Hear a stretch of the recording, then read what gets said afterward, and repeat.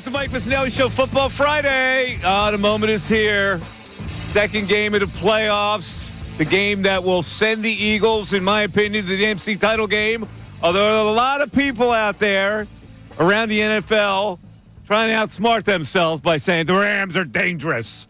The Rams are this team that could be the Cinderella that could upset the Eagles.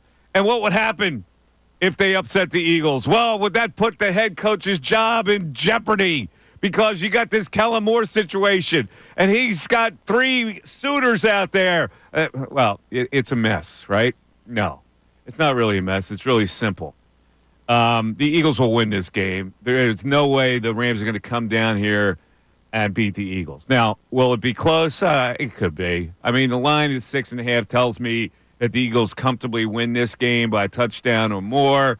I don't see where such a button-down team as the Eagles would make enough mistakes for the Rams to come in here and win. Like, things would have to really go wrong for the Eagles to lose this game. And they're not a team where they let a lot of things go wrong.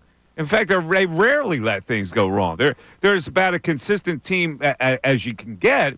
And if you're going to tell me, well, their passing game isn't consistent, I go, well, it hasn't hurt them, and that's the way they win. So, I don't know. I think people who are overthinking this, saying that the Rams could possibly win this game, are just saying that because they're taking a shot that people remember that they were the clairvoyant ones. But if the Eagles win, nobody will remember what they said anyway.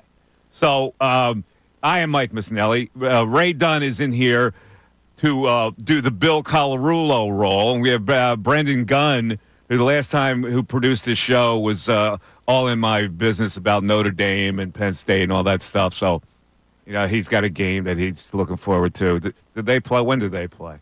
When does Notre Dame play, right? Somewhere? Do they? Yeah, I guess they'll take the field. I don't think they're going to play much. I think it's next Friday they play.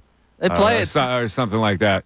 Yeah, they're on Monday. Yeah, but in any event, let us give a congratulations to Bill Colarulo at the start of the show, because last night we got the text at exactly 9:28 p.m.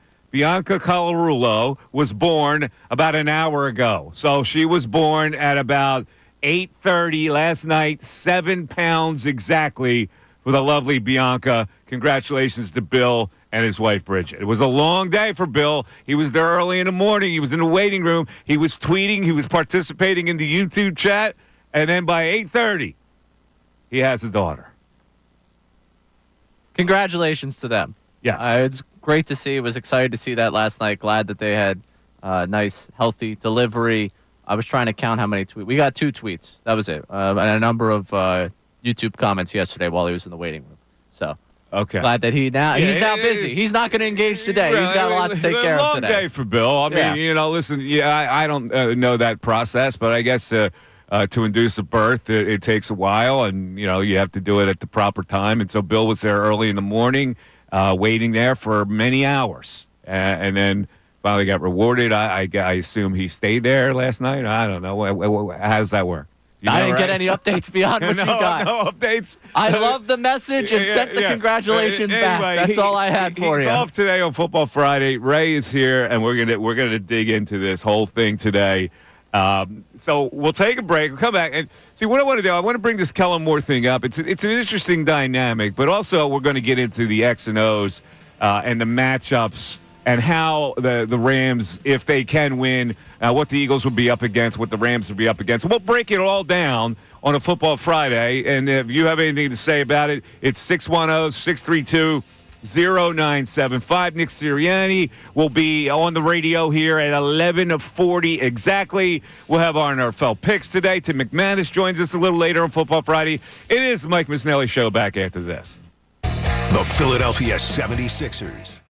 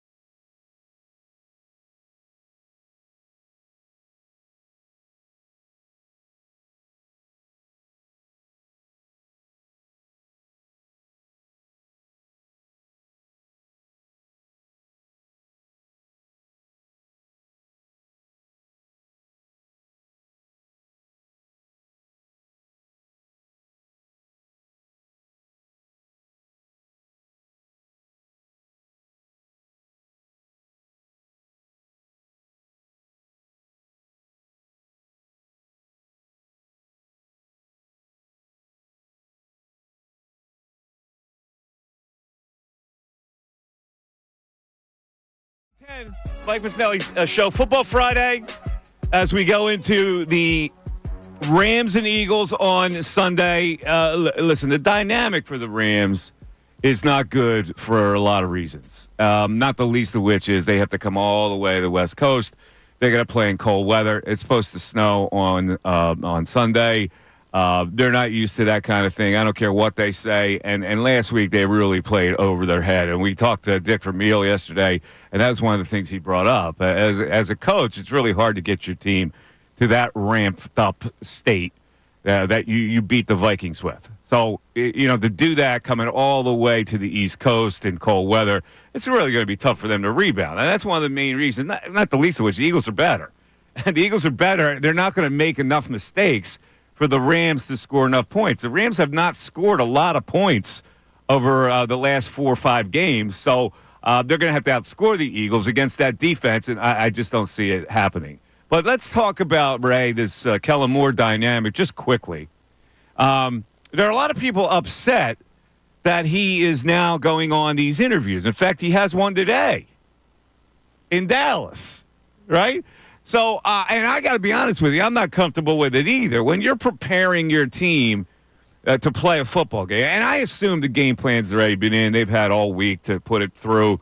But when you're deluded in your brain, I don't know how that could be, good. This is an X factor for me. I know that a lot of people want to change the rules on what they can do. I tweeted out yesterday, if you're Kellen Moore, because I was reading this story about Cliff Kingsbury. Cliff Kingsbury is turning down interviews because he says, I got a job to do here. So he's saying, if you want to hire me, you're going to figure out a way to hire me if you like me enough, which is what I think Kellen Moore should do right now. He's got 3 teams that are interested in him, right? Now let's say, listen, I'm interested in you too. I would like to be a head coach, but bottom line is, you know enough about me right now to say whether you're going to hire me or not without me having to come interview with you on a week where I have to prepare my own team to win a playoff game. Oh, it's a ridiculous level of timing here. For the idea that this is a good thing for the NFL is ridiculous. And for him to be having to take these interviews right now, you get to the other side of there's only 32 of these jobs. It's tough to put yourself at a disadvantage, but it should be his advantage that he is on a team right now that is expected to make a deep playoff run. For example, you mentioned Kingsbury. Kingsbury, there's a good chance that, the Eagles end up further on than he ends up. So Kellen Moore ends up being put at a disadvantage to him, even though he's doing the noble thing right now. It's okay, yeah, you're preparing this weekend, but are you going to play? Are you going to go beyond this weekend? I don't know about that. So Kellen Moore, if he gets the next weekend, even makes to the Super Bowl, he's in a real no-win scenario for this. I understand why you feel the need to do it, but I hate seeing it. And it even tweaks me a little bit more that it's just like an open flirtation with Dallas right now. I don't like the idea that the Cowboys sitting on their couch in January have anything to do with my team's playoff abilities and my team's ability to advance in the playoffs. The Cowboys would probably love the Eagles to lose. Oh, yeah. And so the timing of this is, let's try to divert. Yeah, I'm sure that they're earnestly trying to, Kellen Moore has a long time association with that organization. But I don't think inside the Cowboys offices, they probably have a snarky look on themselves. Look what we're doing here. Very thorough interview. Let's take a couple hours. Let's really dive into this. So let's take it to the second level, because I read a couple of people being concerned about this. If Sirianni loses this game, and Kellen Moore is held in such high esteem by the Eagles, and they don't want to lose him, would they overreact and say, no, we're going to keep you, and Sirianni goes?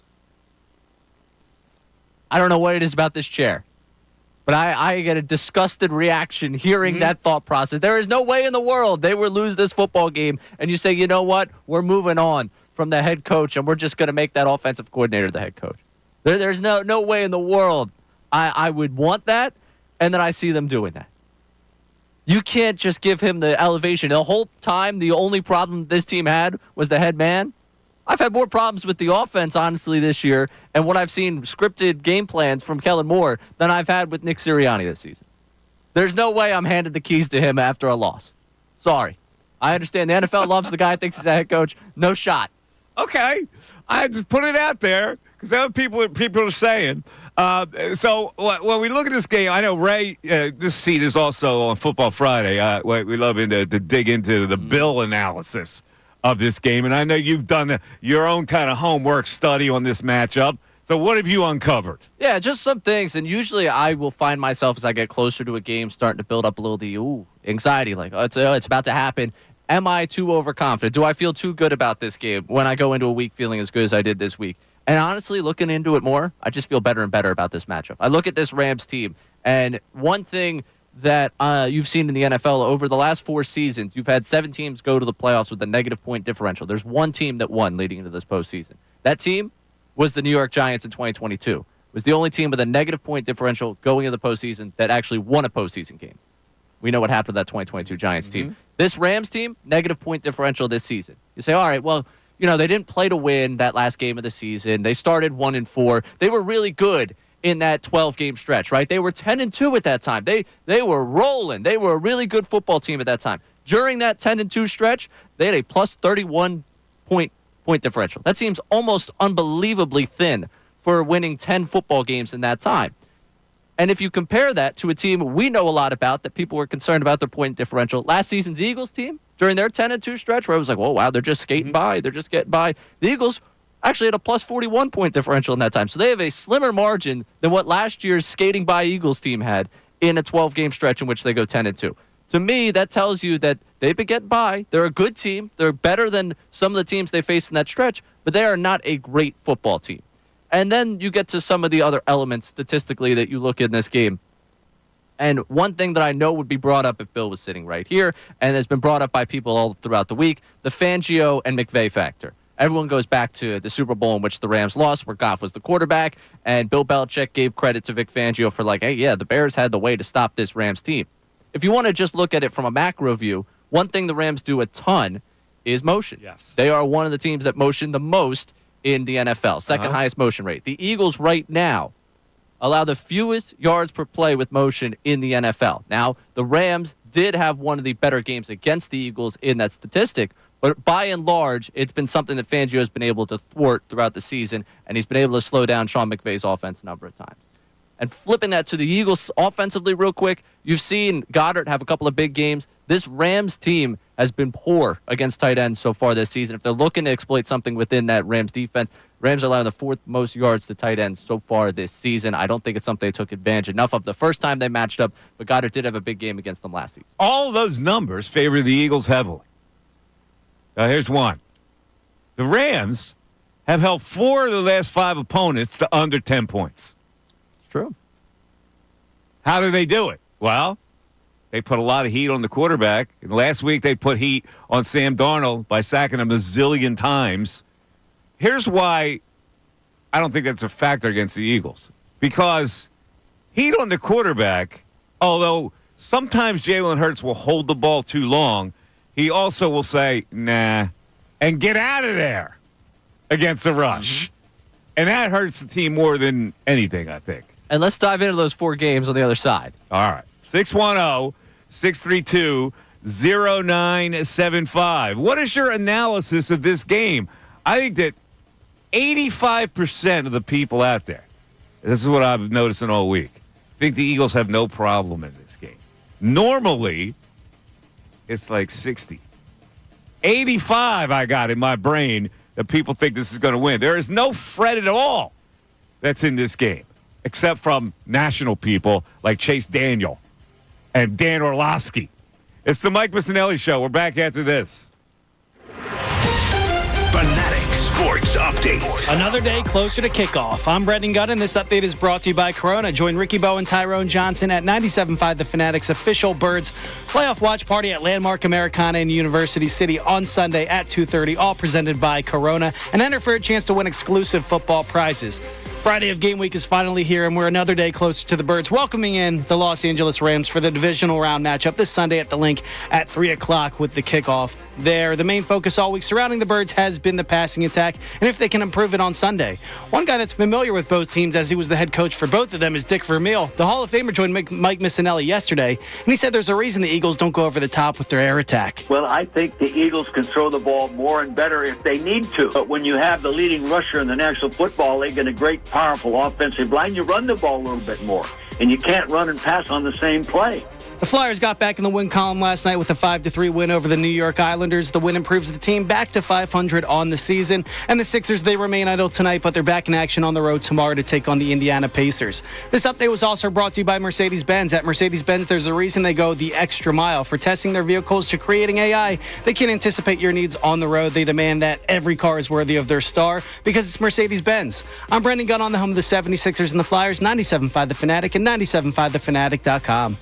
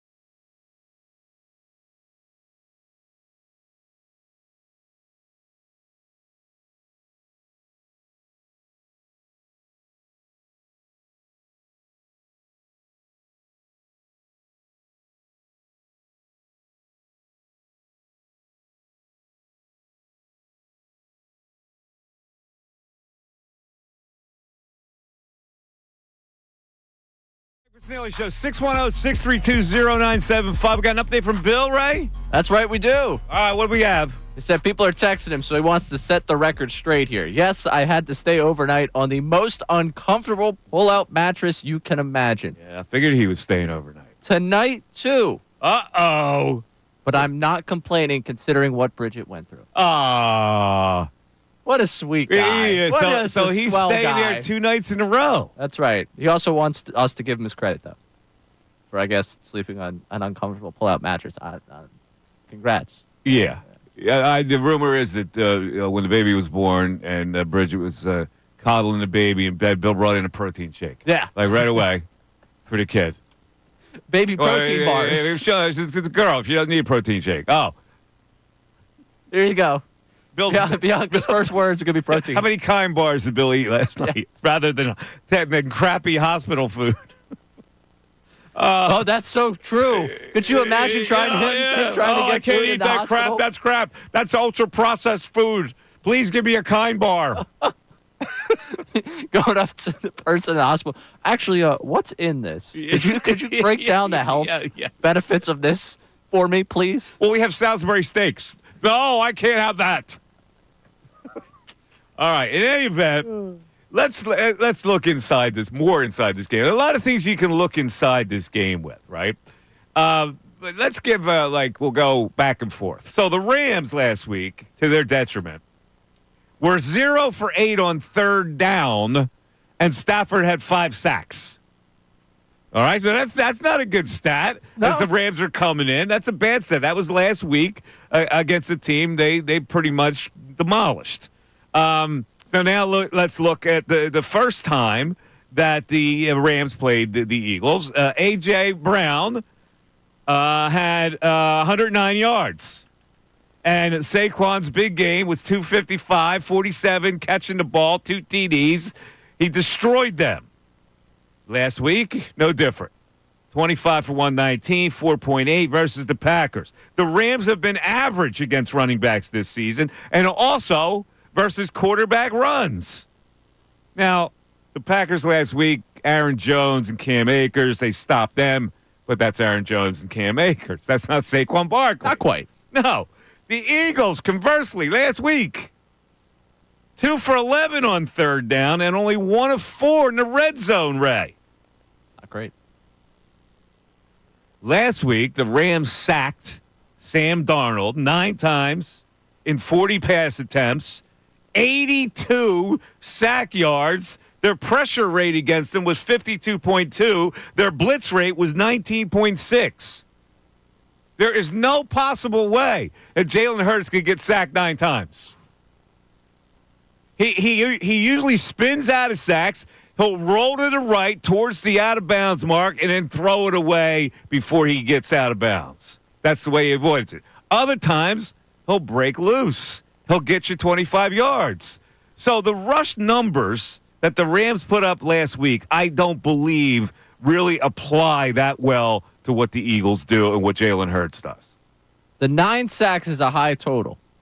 I will say if they don't scheme up a way for him to get the ball out of his hands quicker, I do think the entire rhythm of this offense could be offset to the point where it was last week. To the detriment of them losing the football game, probably not. Again, I just think they're a far superior team. But I do think that if they are not able to find him ways to get the football out early and quicker, I do respect what they have up front for the Rams that could, again, throw this team out of a rhythm offensively. So we're talking again next week about, they really got to figure out this passing game again. Yeah, I'm looking at the numbers and I go, okay, the numbers don't even favor the Rams, much less the factor that they have to come all the way here and play in cold weather, maybe snow, and the whole bit. And to boot, there is what people in the media are calling the squeaky wheel factor. You know what the squeaky wheel factor is? What would that be? That's A.J. Brown. When he squeaks, he usually gets the grease. Week 2, last year, 6 targets, 4 receptions, 29 yards, wasn't happy. Week 3, 14 targets, 9 receptions, 131. Week 9 this year, 4 targets, 2 receptions, 36 yards, wasn't happy. Next week, 7 targets, 5 receptions, 109 yards. And then finally, later in the season, week 14, 4 targets, 4 receptions, 43 yards. Week 15, 11 targets, 8 receptions, 110 yards. Last week, 4 targets, 1 catch. Read a freaking book on the sidelines. What do you think's going to happen in this game? He'll probably get to the next chapter if I had to guess. The next chapter. He's not even bringing out the book this time. He's getting because 10 they targets. know the book means something to the offensive coordinator. Get AJ the ball early. I'm seeing it happen again. Oh, yeah. I mean, they're going to get the ball to him. I think they have to get the ball to him early. We're going to see, I think, Steelers' level of trying to get the ball to him early on in the game, the way they did. And I wouldn't be surprised if he scores a touchdown. We get the very, very planned and intentional touchdown celebration between him and Jalen one more time. I like it. All right. Go ahead. One thing real quick, because you went back to that Rams game last week with the Vikings. Yes. And I think one thing that's going to be really big for this game, and it was big the first time the Eagles and Rams played, is surviving the script. Basically, the first 2 drives for the Rams, what they do, what they implant all week long in terms of game planning. You and say ready. implant? Implement. Oh, implement. Okay. Implement was the right word there. I thought you were going to let me slide, but you did not. I know. You said implant. I didn't know what you were Implement. talking about. No. All right. What they implement to start the game. Okay. And what they go for the first basically 15 plays, which in the game against the Vikings was quite literally the first 15 plays of the game. Mm-hmm. If you're able to survive that against the Rams, I think you're going to find success. If you look at their first 2 drives against the Vikings, they put up 10 points. They get that 10-0 lead early on. And then the rest of what they do offensively, you're not really excited. It doesn't jump off the page. They score a touchdown from their defense in that game. Like there's not a ton they give you offensively beyond that. If you go back to the first time these 2 teams played, the first 2 drives for the Rams, 14 plays, 123 yards, and they get 7 points out of it because they turned the ball over in the red zone. The Eagles survived that script because the next 7 drives, and I put that a little bit in quotations because it's really 6 drives and a sack at the end of the half, you have 38 plays for 118 yards, and they only get 7 points in that time. If you're able to survive that early avalanche of what McVay's able to scheme up for them, this is not that dangerous of an offense that's going to come in here where people are fearing, oh, this Eagles defense might allow 30 points. No, it won't, because this Eagles defense takes over games with their physicality, and this Rams offense beyond that opening script is not a tremendous offense. I agree with you, but you know who doesn't? Dan Orlovsky, our pal Dan Orlovsky. Now, I think he tries to call it straight. I don't see any bias in him one way or the other. I think he gets a little carried away with his ability to analyze. There's one bias. What? And it's the What's guy the that plays bias? quarterback for the Rams. What, they're buddies? Oh, he loves them. Yes. Yeah, he loves that. Stafford, he Yeah. would go to the ends of the earth for that man. Yeah. Well, did they cross over in That Detroit? had to have, right? Like Was he his little clipboard buddy in Definitely. Detroit? Yeah, Stafford's beginning of that career. I'll make sure they definitely crossed over at that time because Okay. All right. The syrup is just flowing out of him when it probably comes has to a lot of respect for him. But let's hear what Orlovsky had to say, Brendan, about the Rams. He called them a pretty dangerous team. Here he is. Do you think that they're the most dangerous team left in the NFC, the Rams? I do. They're the most dangerous team left in the NFC. Who in the NFC has a coach who's led their team to the Super Bowl and won it? Sean McVay. Who in the NFC has a quarterback that's gone to the Super Bowl and won it? The Rams. In the playoffs with Stafford, he's 5-1 together with Sean McVay. 70% completion percentage, a passer rating of 111, 18 touchdowns, 3 picks. He's a killer in the playoffs. Okay, then you go to Kyron Williams. Kyron's a walking touchdown. This defense has given up 395 points. That's less than last year. They've gotten 22 takeaways. That's more than last year, and they've gotten 47 sacks. So we're talking about a defense that is a better unit this year than they were last year. They got a quarterback and coach that have done it, and I'm just telling everybody, I love Philadelphia. I think they're a fantastic football team. That quarterback and coach will walk into that building and saying, you got to come get us. Wait a minute. What does he say? Is he saying the Rams are going to win the game? Well, what does he say? He's just throwing out the fact that, well, they could be dangerous. Like, what is he saying there exactly? Is he saying that the Rams will win? the Rams are going to come across the country as the underdog, and McVay and staff are going to walk in there and say, you got to come get us. See, here's the problem with a guy like him. Like, he sets that up to the point where he's not actually not making a prediction. He's saying, well, they're dangerous. Well, I can get Mo, Larry, and Curly off the street to say that they're dangerous. And at the end, and so here's what happens to a guy like Orlovsky. If the Rams win, he goes, see, I told you they were dangerous. But if they lose, it's like, I didn't pick them anyway. Yeah, I just said they were dangerous. I didn't say they were winning the football game. Come on, Orlovsky, step up. Are you thinking that the Rams are going to win the game? 610-632-0975. That's a violation, man. The Mike Missanelli Show continues. The matchup is set for the divisional round Sunday as Philly will host the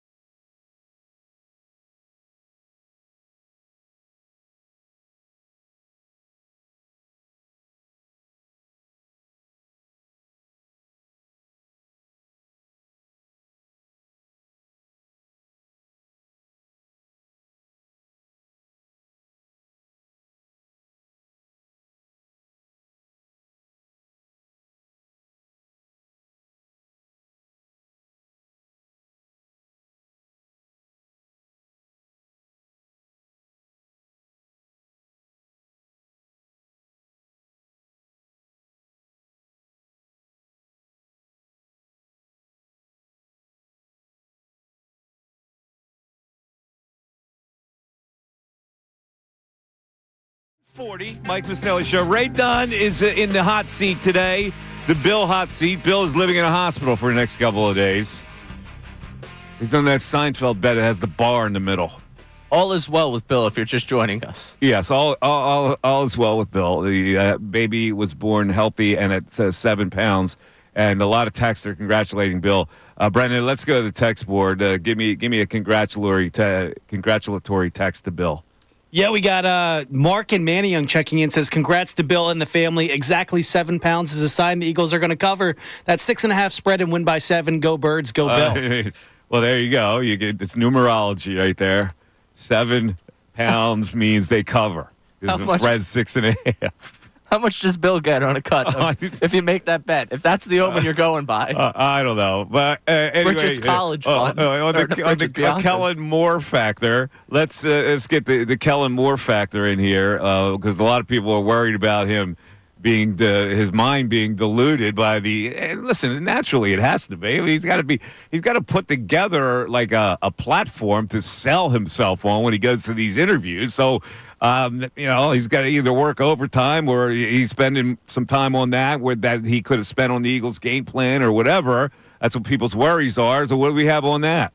Yeah, we got Dan in North Jersey checking in, says, I don't like it, but the league's not going to change the interview process because it's an instrument to chaos and potential field leveling strategy for the teams that are at the bottom of the league. The league wants these organizations to tear the others down. Oh. You see the coaching cycle as a way to tear teams down? Yeah, I mean, I don't know about that. I really have a problem. I don't know. Why should I have a problem? It's not my life. These guys want a head coaching job.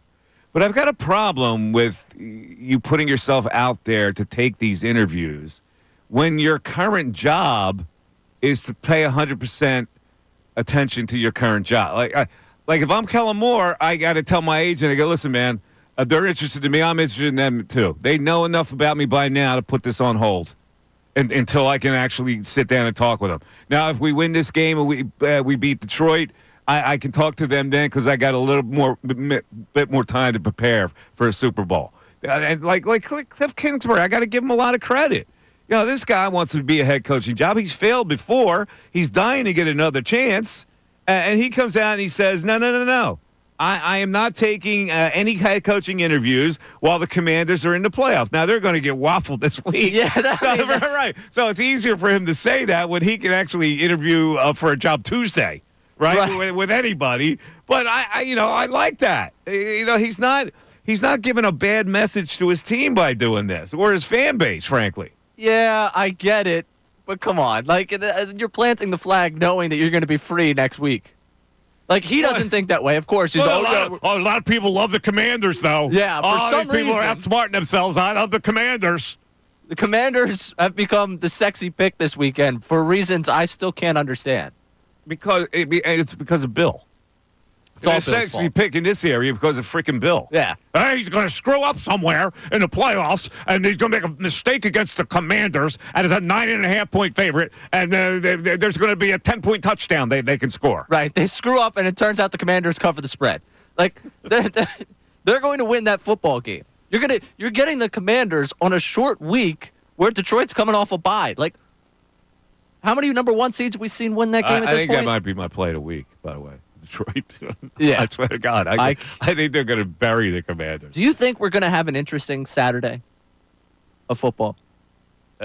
Chiefs, Texans, Lions, Commanders? Yeah, Chiefs will win by double digits. Lions will win by double digits. No. So no. For better. Yeah, I mean. You lay the wood, I think you're going to be happy. A little parlay action? No, I don't do parlay. I know you don't do parlay. No. But, I mean, if you feel that good about both those games. No. Because the parlay will jinx the one. Ah, I see. And some backdoor cover will screw me up. That's Dan Campbell. Yeah. He's going to screw it up. Well, they're going to cover. The other game will be a backdoor cover. All right. Andy Reid. Let's get into, not gonna have enough timeouts. Get into this Jalen Hurts analysis, because a lot of people like to go overboard with it. And this Chase Daniel, I don't know if he has an axe to grind or not.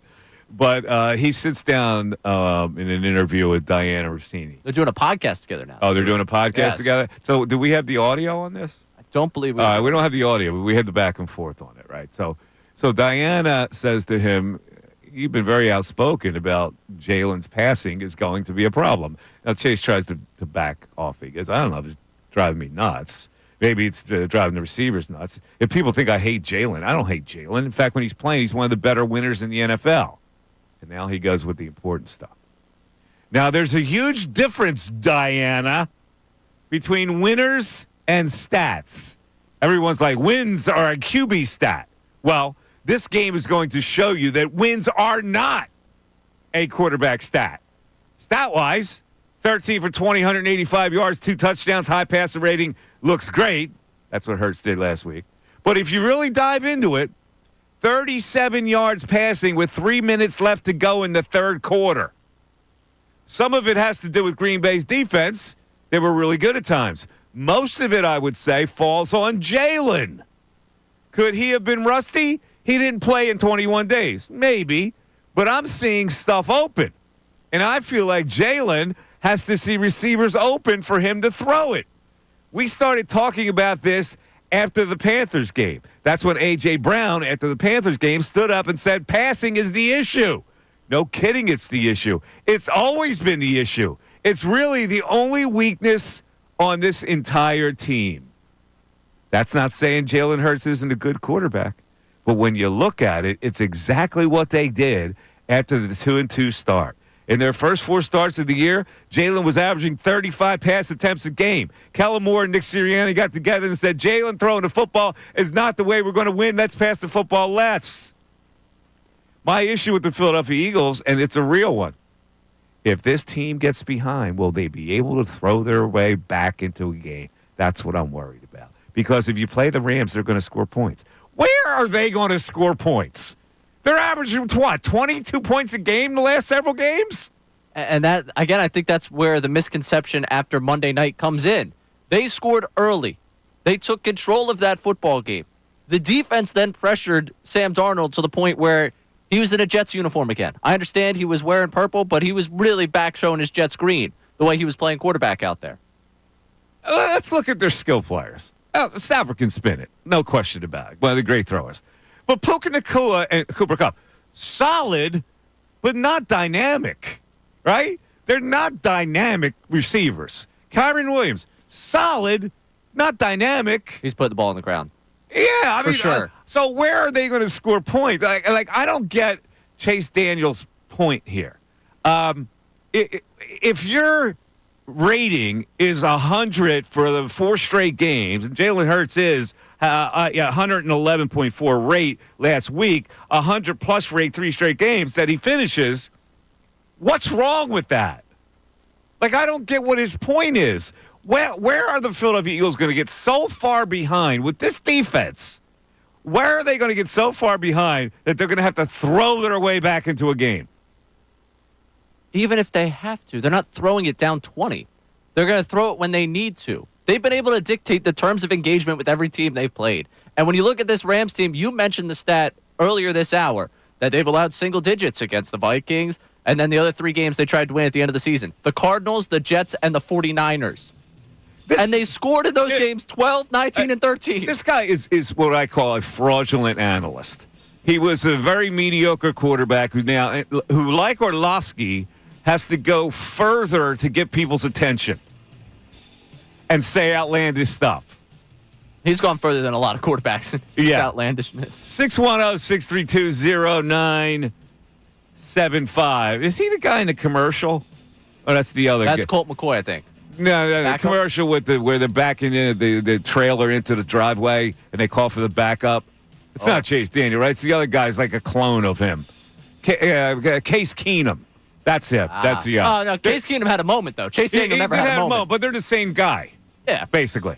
610-632-0975. Sirianni coming on the air at 11:40. This is his last chance to talk to the people about this game. We'll see how it works out. Back after this. Fanatic Sports Update. Inching closer to game day. I'm Brendan Gunn, and this update is brought to you by Groundworks, your expert for basement waterproofing and foundation repair since 1997. Book your free inspection today at groundworks.com. Friday of game week is finally here, and the Birds are another day closer to welcoming in the Los Angeles Rams on Sunday. The main focus all week surrounding the Eagles has been their passing attack and if they can improve it on Sunday.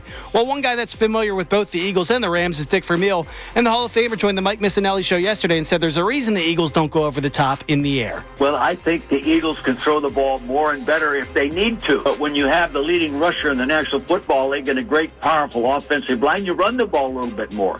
And you can't run and pass on the same play. The Flyers got back in the win column last night with a 5-3 win over the New York Islanders. The win improves the Flyers back to 500 on the season, 20-20-6. And the Sixers, they remain idle tonight, but they're back in action tomorrow on the road against the Indiana Pacers. This update was also brought to you by Cordell & Cordell. Cordell & Cordell, a domestic litigation firm, is a partner you can count on. Call 866-323-7529 or visit CordellCordell.com. I'm Brendan Gunn on the home of the 76ers and the Flyers, 97.5 The Fanatic and 97.5thefanatic.com.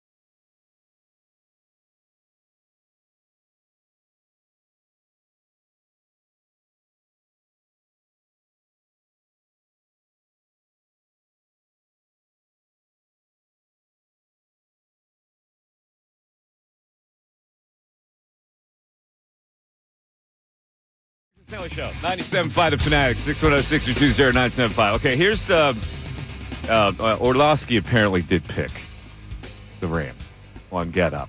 And not in that soundbite we just heard. He didn't say, I'm picking the Rams. He just went on and on. So people are saying, you owe Orlovsky an apology. He did pick the Rams. All right, he picked the Rams. But here's why I don't trust any of these weasels, even though they did play professional football. Because when you see Chase Daniels' analysis, and then you go, well, he says, well, Hurts missed, there were guys open, and he didn't hit them. Orlovsky said the opposite. When he analyzed that tape, he showed tape saying, all these guys are covered. So it was really not Hurts' fault. It was the scheme's fault. So how do you trust any of these guys? I think very easily Orlovsky's rooting for another Orlovsky Bowl. He wants Stafford against the Lions. He got it last year in the postseason, and there was a whole thing, who's he going to root for? Who's he going to root for? He wants another Orlovsky Bowl. And for Chase Daniel, I think it's pretty simple to say that he gets frustrated by quarterbacks he feels like were put in better situations than him, and he thinks probably in the back of his mind that he could have been successful in this offense. So you're saying it's all about personal agenda. I think when these guys analyze, the people that are supposed to analyze the X and O's of football, they resort to personal agenda. Yeah, a little bit. To the way it comes with Daniel, he has been so emphatically anti-Jalen Hurts that I think there has to be something in there. For Orlovsky, I honestly think this weekend, like him taking the Rams, has a lot to do with the Rams quarterback. I think he has this undying love for Matt Stafford. And hey, if you're boys with the guy, all right, you know what? That you believe that he's going to come into Philadelphia and win in the snow against the Birds. If you really think that's going to happen because of your belief in him, because you were teammates with him for 3 years, you know what his deal is. Hey, man, more power to you. I don't believe that. I don't believe that they're going to do that. But I do believe that there is a little bit of Orlovsky Bowl in Orlovsky's picks. I'm sure he's got the Lions by multiple touchdowns. Okay. And let me get to another weasel as we go into our 11 o'clock hour. And we'll get through the calls, and we got more texts. Sirianni's coming up in the 11 o'clock hour as well. How about this weasel, Jared Verse? Yeah. All right. Now Jared Verse, he's an edge rusher. He's had a good year. Number 1 pick out of Florida State. Grew up in Pennsylvania. In fact, he grew up in, Bloomsburg, Pennsylvania. And he went to Central Columbia High School. Now, Central Columbia, by the way, right, in case you're interested, was one of the teams my high school basketball team disposed of en route to a state title game. They were one of the stops that we had to get through. We beat them at the Palestra. Ooh. All right. Yeah. So anyway, he went to Central Columbia High School in Bloomsburg, Pennsylvania. He was a tight end. He wasn't recruited. He went to Albany College. Right. And then he also, I like these kind of stories because he goes to Albany College and nobody. He beefs up. He increases his speed. He hits the weights, whatever. And then he goes to Florida State and he becomes the number 1 draft pick. But he hates Philadelphia, he said. I hate Eagles fans. They're so annoying. I hate Eagles fans. So when he grew up, he said, I always hated them. When I see that green and white, I hate it. I actually get upset. Like I actually genuinely get hot. You know what I love about young guys like that? They have no idea what they're talking about. They get with an LA reporter and they go, let me see if I can macho it up here. And they say stuff not thinking that they're in Philadelphia. They're in L.A. They're in the safety of the warmth of L.A., right? So they say these outlandish things. And when they get off the bus, they go, oh, man, why'd I do that? And he's going to get destroyed the whole game. Yeah. I mean, that's pretty dumb. Like, you have enough to deal with. All right, you're going to deal with the Eagles' offensive line. That should be primary focus number 1, not what Steve from Delco is screaming from Section 215. Like, let's think a little bit about what's going on. I understand out in L.A. all is happy. If I was an L.A. sports talker and I saw this, I would be livid. You're thinking about Eagles fans right now? How about that offensive line that's just filled with incredible players? How about you focus on that one? But, hey, if you do hate Eagles fans, don't worry. You're going to hate them even more by the end of this weekend. This is the phenomenon of Pennsylvania, by the way. People who live in those rural areas of Pennsylvania are threatened by Philadelphia because they know it's too modern for them. Like, they like to keep their life really simple. They like to have the pot-belly stove and not get it replaced by, central heat. right, with the heat pump on Monterey. They look at Philadelphia like it's a threat. You grow up in that environment, it's like Philadelphia bad, right? So, and it's not that far from Philadelphia. Bloomsburg's not that far from Philadelphia. I just don't understand why him specifically, a guy who's playing out in L.A. now professionally, is so threatened by it. If modern society is so threatening. Because it was ingrained in him living in rural Pennsylvania. You ask anybody in rural Pennsylvania, they feel threatened by Philadelphia. The outskirts of Allentown, Lehigh Valley, Philadelphia is a threat to them. Pittsburgh is safer for them.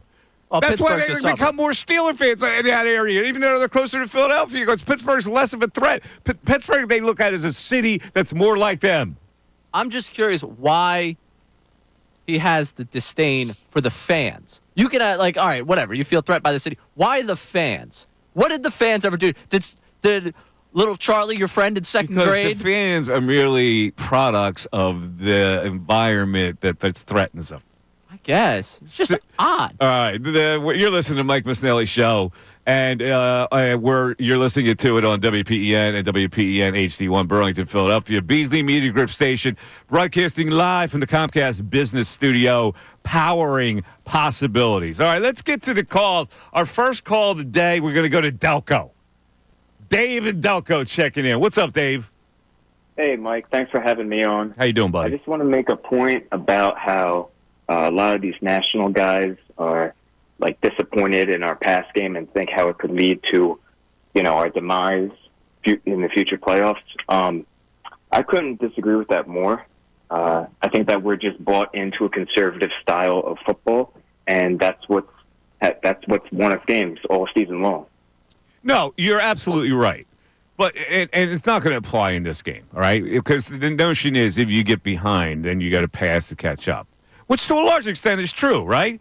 And the only way that applies for me is if they play the Lions in Detroit. Like, they could possibly get behind by a couple touchdowns against the Lions. Yeah, but not in this game. How are the Rams going to be that far ahead of the Eagles where they have to desperately pass the ball? Yeah, no, definitely not, and certainly not in the snow. Like, a snow game is designed for, or the Eagles are designed for a snow game. Great running attack and best defense in football. Exactly. Exactly. Although the other side of that is this. You've got possession receivers on the other side for the Rams. Possession receivers run pristine routes, and they know exactly where they're going, and defensive backs don't really. And so it's more of a detriment for a defensive back in slippery conditions than it is for a receiver. Yeah, the Rams are certainly talented and can move the ball. So I'll give them credit for that, but I do have a lot of confidence in our defense. Yeah, why wouldn't you have confidence in defense? The number one rated defense in the league, right? If there was time to have confidence in defense. That's what I'm saying. Like, for a team like the Rams, the Lions are semi-explosive. Well, no, they're a lot explosive. They can score. They can get you to 40 points. This team can't. I mean, this team does not have explosive receivers that are going to bust you for 70-yard touchdown. Everyone's going to point to that game against the Bills and say, well, they put up 44 against the Bills.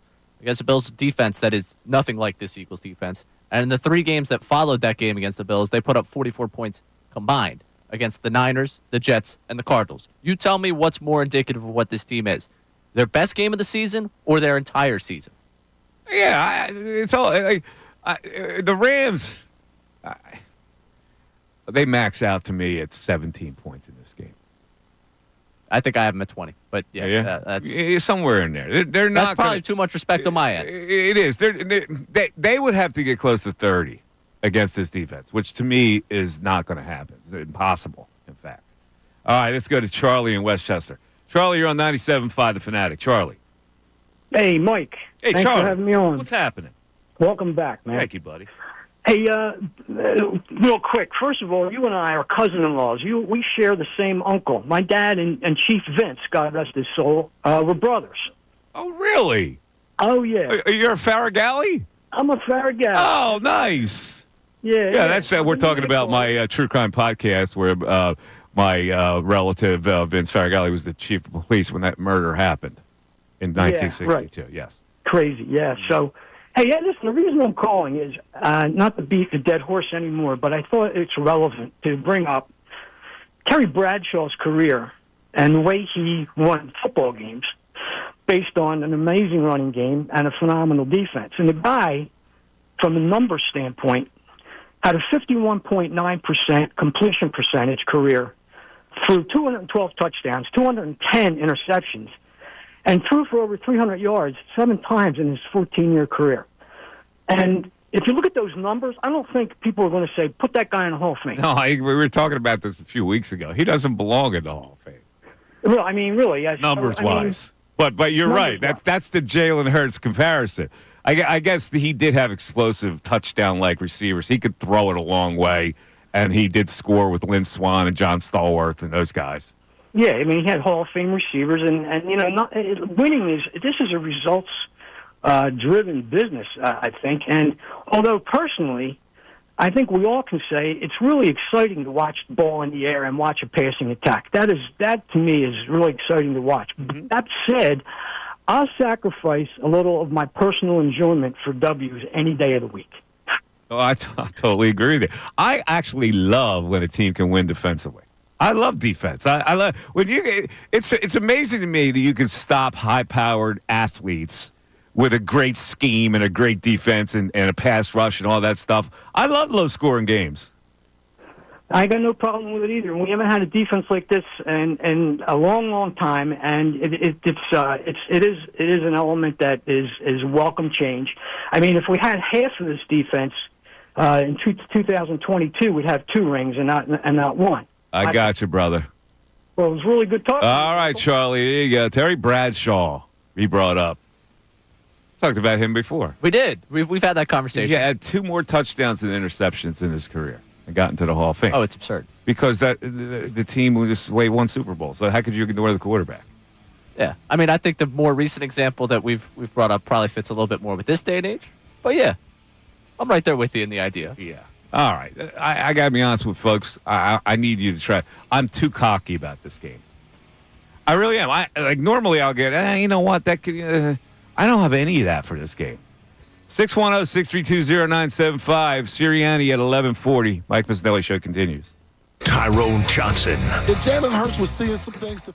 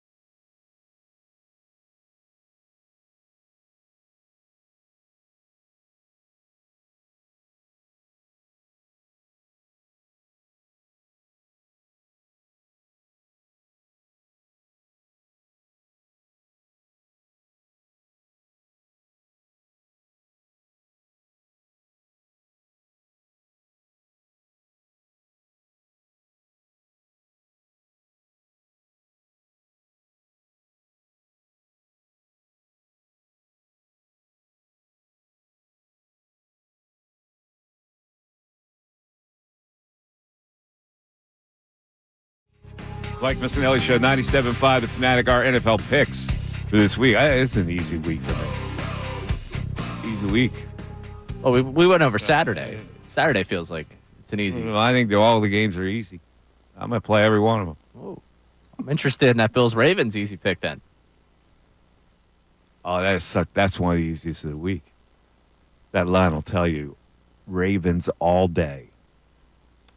I would tend to agree. All right. Well, there you go. That might have just blown the one interesting game. There you go. Anyway, let's get back to our text board, Brendan. What do we have here?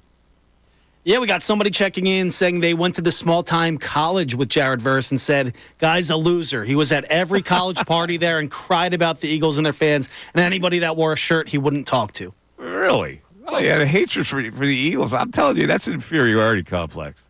The guy's a loser. Yeah, I mean, I guess he is. He went to Florida State, became a number 1 draft pick. Yeah. He's making $1 zillion. Yeah. Meanwhile, you're drinking Yingling. Whoa. No shots at the Yingling. I don't mean that in a bad way, but I'm saying you're watching TV. My man's playing for the Rams in a playoff game. What else we got? Yeah, we got somebody checking in saying, great show. And yeah, the Rams had 9 sacks last week, but they did not face this offensive line like the Eagles have. They won't get through the Eagles' wall. Hurts is going to have a field day. Go Birds. They're going to win by 24. I'll take the Rams in 22, though. Tell them. They're not going to win by 24. They win by, this is a 10-point win. Yeah. Right? Somewhere close to that. All right. We'll get to that in our picks. Okay. What else do we have? Got a Rams fan checking in. I guess he's just visiting town, even though he has a 215 number.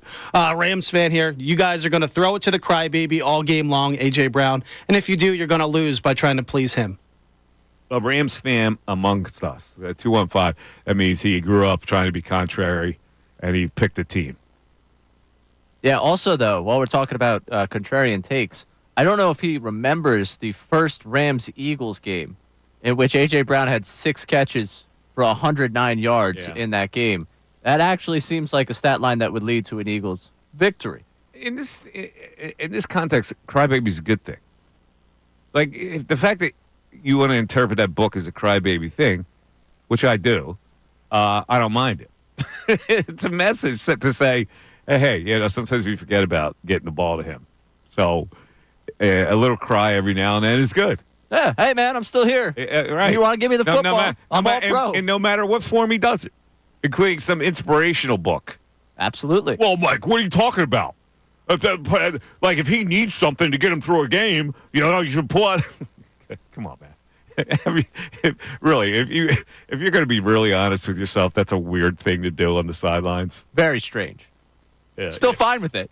Very strange. Yeah, it's ridiculous. It comes down to it. All right, let's get back to the phones here and talk to Tron in Coatesville. What's up, Tron? Mike, hey, listen, man. You were clairvoyant to a certain point. Something you said before you went on hiatus a couple years ago. But I wanted to start with my Eagles point about Jalen Hurts. He's a content cow. You're not going to get people, depending on what faction you are, whether you like him or you think he's mediocre, people are going to use the information that makes their argument. Because you can watch the game and say, oh, he stunk. And then you see some numbers, and it's like, hey, he's in the top 8 of performers of that Sunday, or top 5. So people are going to use whatever information makes their point, and we won't be able to really get an honest, genuine analysis of his career, I think, till after he's done. And we could just put everything on the table and say, whatever. But to your one point, a couple years ago, before you got off the air, you were talking about a kid down at LaSalle, Jameer Brickus, but he wasn't at LaSalle yet. He was still at Coatesville, and you were saying, like, I think he performed well in the state playoff. He was like, hey, he's a classic Philly point guard, boom, boom, boom. He went to LaSalle, did his thing, and now he's over at Nova. I don't know if you've seen him. I've seen him. Yeah, and, he's playing well. Yeah, but I'm saying you called it, so I just want to give you I do remember calling him at Coatesville. I just want to, he was under-recruited. Yeah, absolutely, and you called it. You know what I mean? Yeah. And I just want to give you your props. Thank you, man. Wow, you're digging up Jamar Brickus on me. I like it. Brickus, yeah. And then I want to also give a shout out to 2 other Coatesville kids, Ryder Hicks down there at Townsend, and AJ Holgard down there. I think he's at Wake. Don't misquote me. All right, you're representing Coatesville, man. Coatesville. But Coachville produces some really good players. Yeah, Brickus was exciting in high school. Yeah, he was. Yeah, he was I very enjoyed exciting. it. But he scored a lot of points. He did. Couldn't Coachville have a kid that went to Pitt also? They had a Rip Hamilton back in the day. Who Jameer That's right. Rip went to Coachville. Yeah, but they have a big guy. I'm recalling some big dude that went to Pitt. Let's see. I can't remember. But anyway, speaking of college basketball, Ray Dunn in attendance last night for a glorious court-storming Temple win. Were you storming the court, Ray? No. I saw a lot of people with that cherry and white T-shirt storming the court. Oh yeah, plenty of people. I was just up in my little spot. I was not. Oh, you were in the you were in the suite? No. I was out amongst the people, of course. You are amongst the people? It was good. It was big win last night over Penny Hardaway and Memphis. Yeah, it was awesome. They bullied them, too, on the boards. I mean, you had like a 20 rebound advantage for a team that has had rebounding questions all season long. It was cool to see. Dezzoni had himself a game, Quante Berry, so I was excited. It was a lot of fun down there. The Owls with a return to Glen. It was a good crowd in there last night, too, right? It was, and that was like the fun part of, like, I was going with a couple buddies. We're like, we're going to go meet up at Pub Web. I walked in. I'm like, we can't get a seat in here. Went over to Maxie's, and it was packed in there, too. I was like, look at this. People showing out. That was Penny Hardaway factor. The fact that Memphis was ranked 18th in the nation. The game went on. Phil Martelli, my good pal, was the color commentator for the game last night. Yeah. It's the second game he's done for them recently. And he's doing the Temple Tulane game on Sunday. 1 o'clock game for Temple Tulane. Yeah, that's tough scheduling. Squeeze that one in. 610-632-0975 is how you get into the show. The Mike Missanelli Show continues on 97.5 The Fanatic. Fanatic Sports Update. Another day closer to kickoff. I'm Brendan Gunn, and this update is brought to you by Bradford White Water Heaters. When you need a new water heater, choose one that is built to be the best. Choose Bradford White. Friday of game week is finally here, and we are another day closer to the Birds welcoming in the Los Angeles Rams this Sunday at the Link. The main focus all week surrounding the Eagles has been their passing attack and if they can improve it this coming Sunday. Well, one guy that's familiar with both teams is Dick Vermeil, and the Hall of Famer joined the Mike Missanelli Show yesterday and said there's a reason the Eagles don't go overboard with their passing attack. Well, I think the Eagles can throw the ball more and better if they need to. But when you have the leading rusher in the National Football League and a great, powerful offensive line, you run the ball a little bit more. And you can't run and pass on the same play. The Flyers got back in the win column last night with a 5-3 win over the New York Islanders. The win improves them back to 500 on the season. They sit at 20-20-6. And the Sixers, they remain idle tonight, but they're back in action on the road tomorrow against the Indiana Pacers. This update was also brought to you by Cordell & Cordell. Cordell & Cordell, a domestic litigation firm, is a partner you can count on. Call 866-323-7529 or visit CordellCordell.com. I'm Brendan Gunn on the home of the 76ers and the Flyers, 97.5 The Fanatic and 97.5thefanatic.com.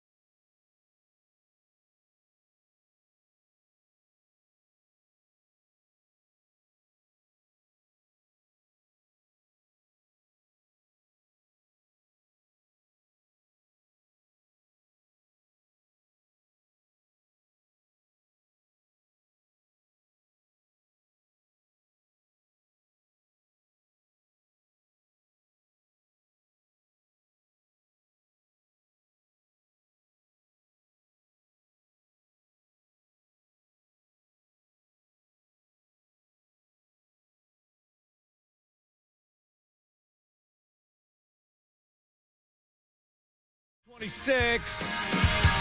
Mike Missanelli, Show 97.5, The Fanatic. You can climb in at 610-632-0975. Nick Sirianni coming up in about 14 minutes' time. His final presser as we go into this playoff game where I believe that the Eagles will not have any problem whatsoever. I know, Mike, don't jinx him. I will tell you when I feel a little schemish or squeamish about a game, and I don't feel that at all in this game. I just, let's get with what Vermeil said, because Vermeil's, he's got more wisdom than I do when it comes to the NFL. So let's play what he had to say about how the Rams played so well last week. Well, the first... Is that 1 or 2? 1. Dick Vermeil 1. Well, I think it's really difficult for any football team. It's hard to be as good as you were last week when they played as well as they did last week. It's really difficult to duplicate that performance. They played darn near for them a perfect football game. And also, though, it demonstrated how much better they are now than they were, at the start of the season. So great coaching, good players maturing. It's a young team. But I don't believe they can come in here and beat the Eagles. Yeah, see, that's you rarely hear a coach say that, but it happens to be right. Like, coaches know when their team has reached a really high level, and they go, man, I don't know if we can duplicate that. We were on all cylinders in that game. We were comfortable. We got out of Dodge City. We got to Arizona. It was like a neutral field for us. We had every advantage in that game. And now the coaches go, yeah, you know what? We probably spilled it. Like the bucket's now empty, and now we have to go to Philly, and it's going to snow, and there might be 5 inches in the Delaware Valley, and the whole bit. They know deep inside. They're going to try to coach to win. But Vermeil's right. It's difficult to replicate a really good performance, especially when you have to go on the road to do it. Yeah, I think they honestly spilled the bucket earlier. I do think that Bills game's the high point of their season. I think they score 44 in that game. They kind of get by against poor teams, the Niners, the Jets, the Cardinals. They don't really play that last game. And that Vikings team, all the air was taken out of them when it seemed like they were exposed as frauds against that Lions team. If there was any hope for them to bounce back and turn around, it showed you pretty early on in that game. They were not going to be that team. Sam Darnold was not going to be that guy. The Lions played their perfect game, I think, about a month and a half ago, and just happened to run into a team that has even less in the gas tank than they do. All right, so... Can I move ahead here? Is it a jinx to move ahead to the NFC title game? To get your opinion now on what you think of it? I mean, I don't think it's a jinx. Again, I'm not going out there playing. I'm not the one looking ahead. If Jalen Hurts is saying, yeah, let's go look at the Lions tape today, maybe that's a problem. But well, let me ask you this. If the Eagles played the perfect game that the Rams played last week against the Vikings, do you worry they can carry that on to Detroit? It's the same principle. No. No? No. Not really. Like, do you think they're going to play a perfect, pristine, like against everything? The Rams? Yeah. Yeah, I actually do. You do? I actually think this game is going to be like there's not going to be any problem at all. I think they're going to start fast.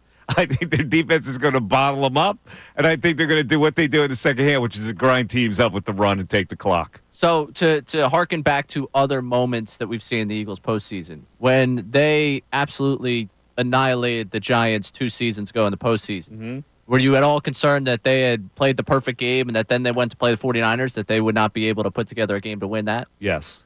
You were concerned about that? I was. So then take you back to 2017 where they had just crushed the Vikings. Another perfect game. Were you worried they weren't going to be able to do it again against the Patriots?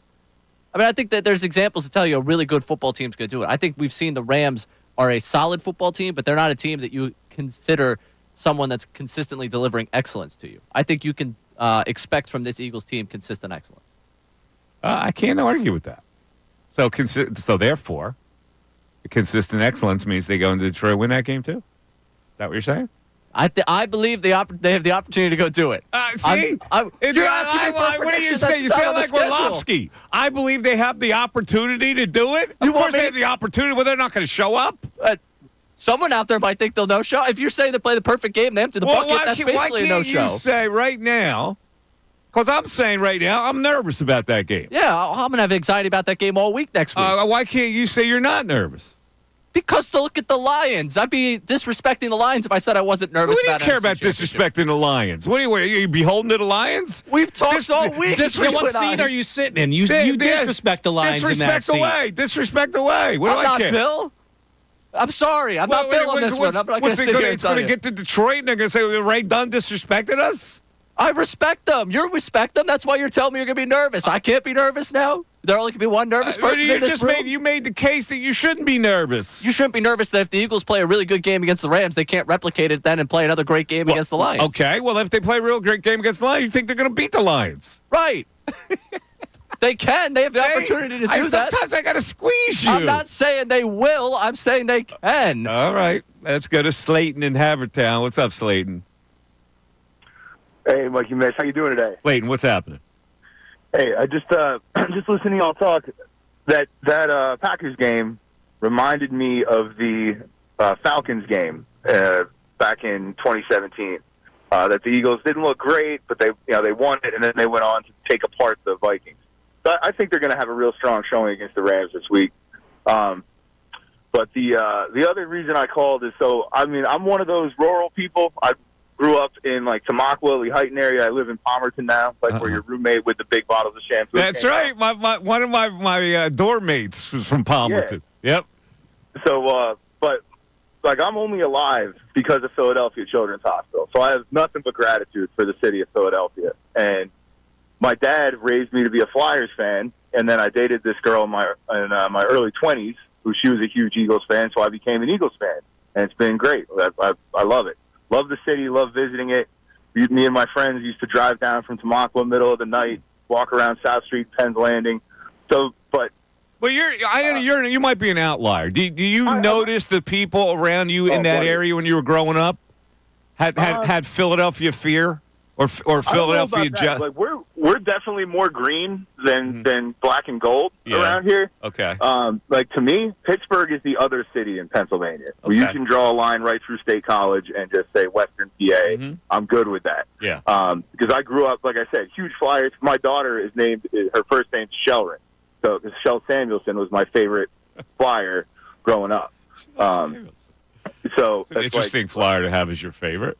It was my mom was Swedish, and it's the whole thing. Okay. But big Swede, just laying people out, loved it. But anyhow, so my Flyers got beat up most of my life because I was born in '82 by Lemieux and Yager. And it's like now Pittsburgh is just off frauds. Western PA, put them in Ohio or West Virginia or Maryland or whatever. Yeah. Call it a day. But, no, I'm looking forward to this game. I think they beat the Rams comfortably. I don't think I'll be biting my nails. But the Lions game should be a great time, and I'm looking forward to this run. All right, man. You keep it up, brother. And thank you for checking in. I appreciate it. Yeah, listen, I went obviously I went to Penn State, so I met everybody that I never knew about in the state of Pennsylvania, right? Like, you think when you go there, like, everybody's like people from Philadelphia. No.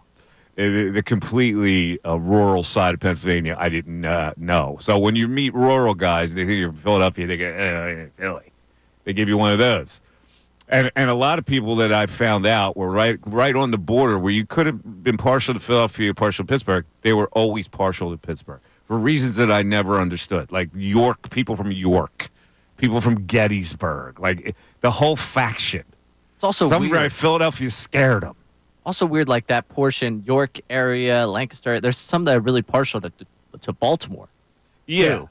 Yeah, because that's the York connect. Like if you're near York, Baltimore is fairly close geographically. Right. And if you're like up Lafayette, the Lehigh area, like sometimes you can. I don't know. It's a weird dynamic, but I always got the feeling that Philadelphia's Philly. Philly's dirty, and then Philly, and it scared people. And it's like they would rather be in their rural safety net. Yeah, you know. I feel like I battle that just whenever I'm out on the road. Like other people talk to them. Oh yeah, you're from Philly. Like Uber drivers. Yeah. When I land in another city, I'm getting driven to our hotel. It's like, oh, Philly, really? I'm like, when have you ever been to Philadelphia? What do you know about Philadelphia? They don't. Oh, I've never been. I just hear about it. Yeah, they hear about who? it. They hear, and they just want to believe. All right, so the guy was talking about this guy that was on my dorm floor, and his name was, I know his last name, but I won't put it out there. His name was Eric. This guy was the cheapest guy I've ever met in my life. He bought an industrial size, more than a gallon jug of shampoo. And so we had, like dorms have, you got shower rooms on the dorm. He would literally lug this gallon jug into the shower room with him for a shampoo. It lasted more than the entire year. He still had like half a bottle left when the school year was over. Why not put it in a smaller container? Even if you want to be cheap. Listen, I didn't ask. Yeah, I didn't ask. enough. I go, these people are different than me. 610-632-0975. Mike Missanelli Show continues. Andrew Salciunas. Regardless of how the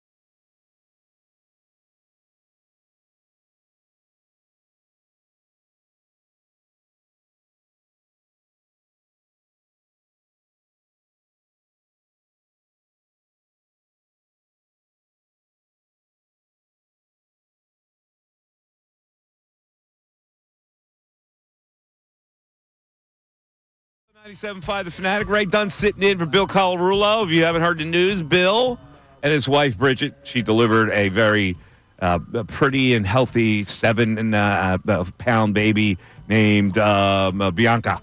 Bianca. Yes, Bianca Colarulo. We all fertilized. Yes, Bill did, and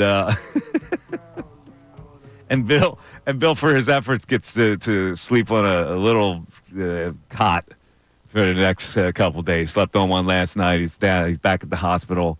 So what do? You bring a change of clothes, and you hang out there for what do you do? Hanging out there all day. You're going to spend another night there?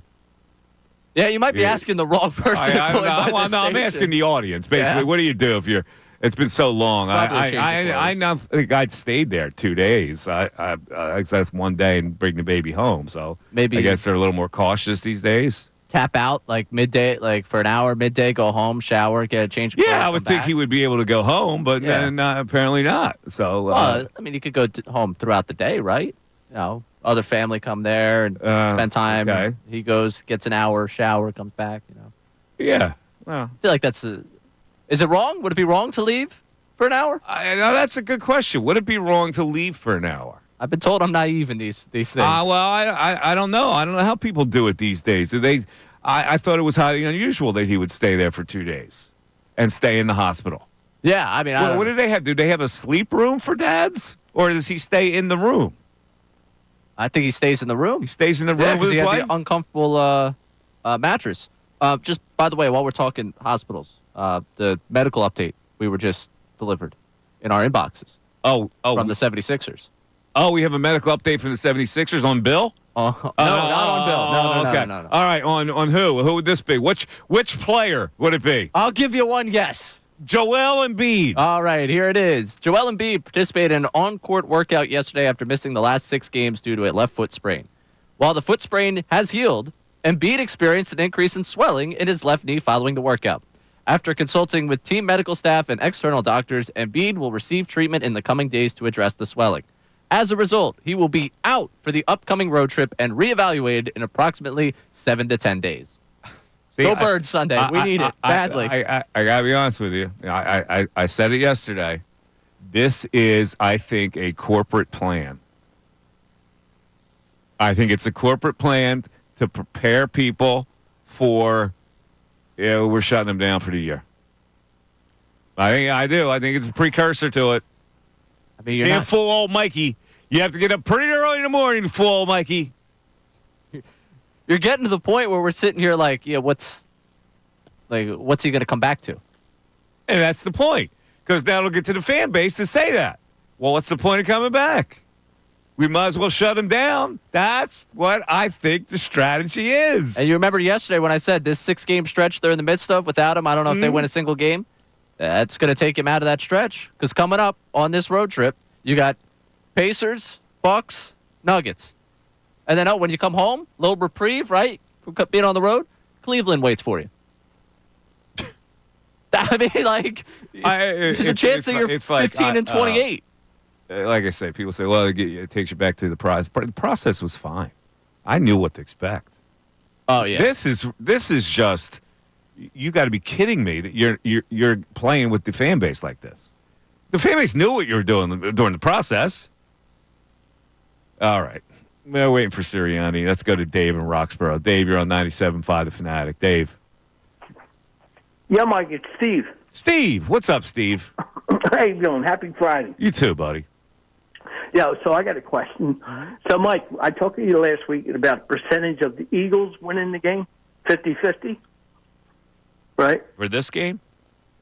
No, last week. Oh, last week. 50-50 after giving. So what do you think? Who's got the best percentage? Kansas City or the Eagles to win their game? Kansas City does. Nope. I swear to God, it's crazy. Well, percentage, what are you talking about? What are you citing here? You're looking at the ESPN FBI? Yeah. Kansas City is 65%. I mean, Eagles are 65. KC is 63. Yeah, I trust the line makers more than I trust the computer who extrapolates that. Yeah, it's nuts. So what's scary, Mike, and you will remember this, back in the day, they used to call it a lock. And everybody I hear is like the Eagles, Eagles, Eagles. It is actually scary. Don't you think? No. No? I think. No, it's not scary. All right. They called it a lock. If I was at least bit scared, I would say it. And you know what? When I saw the Rams play last week, I go, and then the line came out, and I go, all right, 5.5 is scary. And then it went right up to 6.5. I go, it's not scary anymore. Well, they had it right. It should be 7. So anyway, I just think the Eagles got their bad game out of the way. There's no way Hurts can play that bad, but both defenses are going to come back to earth. There's no way either team can play that good defense. Why wouldn't the Eagles be able to play that good defense? They've been doing it all year. All right, so let me ask you this. Did you see Dean? This guy Byrne or whatever his name is, number 42. He is not good. It's going to make a difference. You're talking about the linebacker next to Bond. Yeah, the guy that had the fumble on the kickoff. Or in Burks. Yeah. Yeah, well, that's a weak spot. There's no question about it. You picked the right spot. That's the only weak spot they have right now. Yeah, it's scary good. It looks great for the Eagles. You know what I mean? I'm just rooting. I hate to say it. I think Buffalo's finally going to win a championship. Well, they might. I don't know. I'll cross that bridge when I get to it. There are people say, can the Eagles win the Super Bowl? I don't know. I'm saying I would not be devastated if they lost to Detroit and or the team from the AFC in the Super Bowl. Because at that point I go, they just weren't as good as those two teams. Now, there are people who look at it the opposite way and say, I would be devastated because they are better than the Lions and they are better than anybody who's going to play in the AFC. And I don't see that yet. Yeah, I'd be devastated. I think they're just as good as the Lions. Honestly, on paper, I think the talent-wise, I would take the Eagles. I think we have a considerable disrespect for the Detroit Lions in this town. A lot of it fueled by Bill. He even fueled you. I respect the Lions. I don't think I've you been do. called a Lions fan now on our YouTube chat. I don't think you respect the Lions whatsoever. I do. You've been hearing me for weeks. Say that I'd be nervous about that. I've been hearing you go back at Bill for his Dan Campbell worship. I don't really get the impression. Campbell hate. It's Dan Campbell hate. I'm Dan sorry. Campbell hate. But I don't get the impression that you think the Lions are that great. I think you try to just get back at Bill. They're 15-2. How could I not think they're that great? I don't know. I sense a little disrespect. I mean, then again, I did say the Vikings are 14-3. A little bit of frauds. That's different. Mm-hmm. I think that there is legitimate concern when you talk about a matchup with the Lions. All right. Well, I'll tell you what. We're going to have to take a break here. Sirianni, sometimes he's early, sometimes he's late. He's late today. I take back everything I said. Yeah. He can go. But we'll be back with the head coach after this. Fanatic Sports Update. One day closer to game day. I'm Brendan Gunn, and this update is brought to you by Barbera. It's driven by Gary Barbera, actually, and is Barbera the best? Boy, I guess. Brandon Graham and Coach Nick pick Barbera Jeeps because they're extra cheap during divisional week. Gary Barbera making the playoffs pay off. Now, that's a boom shakalaka. Go Birds. Friday of game week is finally here, and we are another day closer to the Birds, welcoming in the Los Angeles Rams this coming Sunday to Lincoln Financial Field. Kickoff is going to be at 3 p.m. down at the Link. Maybe in snowy conditions. The main focus all week has been the passing attack surrounding the Birds. We'll see if they improve that this coming Sunday. The Flyers last night, they got back in the win column last night with a 5-3 win over the New York Islanders. That pushes them to 500 on the season. They sit at 20-20-6. And the Sixers, moments ago, they just announced that Joel Embiid is experiencing swelling in his left knee, and he's out for the entire upcoming road trip. He's going to be reevaluated in 7 to 10 days. This update was also brought to you by Mercedes-Benz. At Mercedes-Benz, there's a reason they go the extra mile, from testing their vehicles to creating AI that can anticipate your needs on the road. They demand every car is worthy of their star because it's Mercedes-Benz. I'm Brendan Gunn on the home of the 76ers and the Flyers, 97.5 The Fanatic and 97.5thefanatic.com.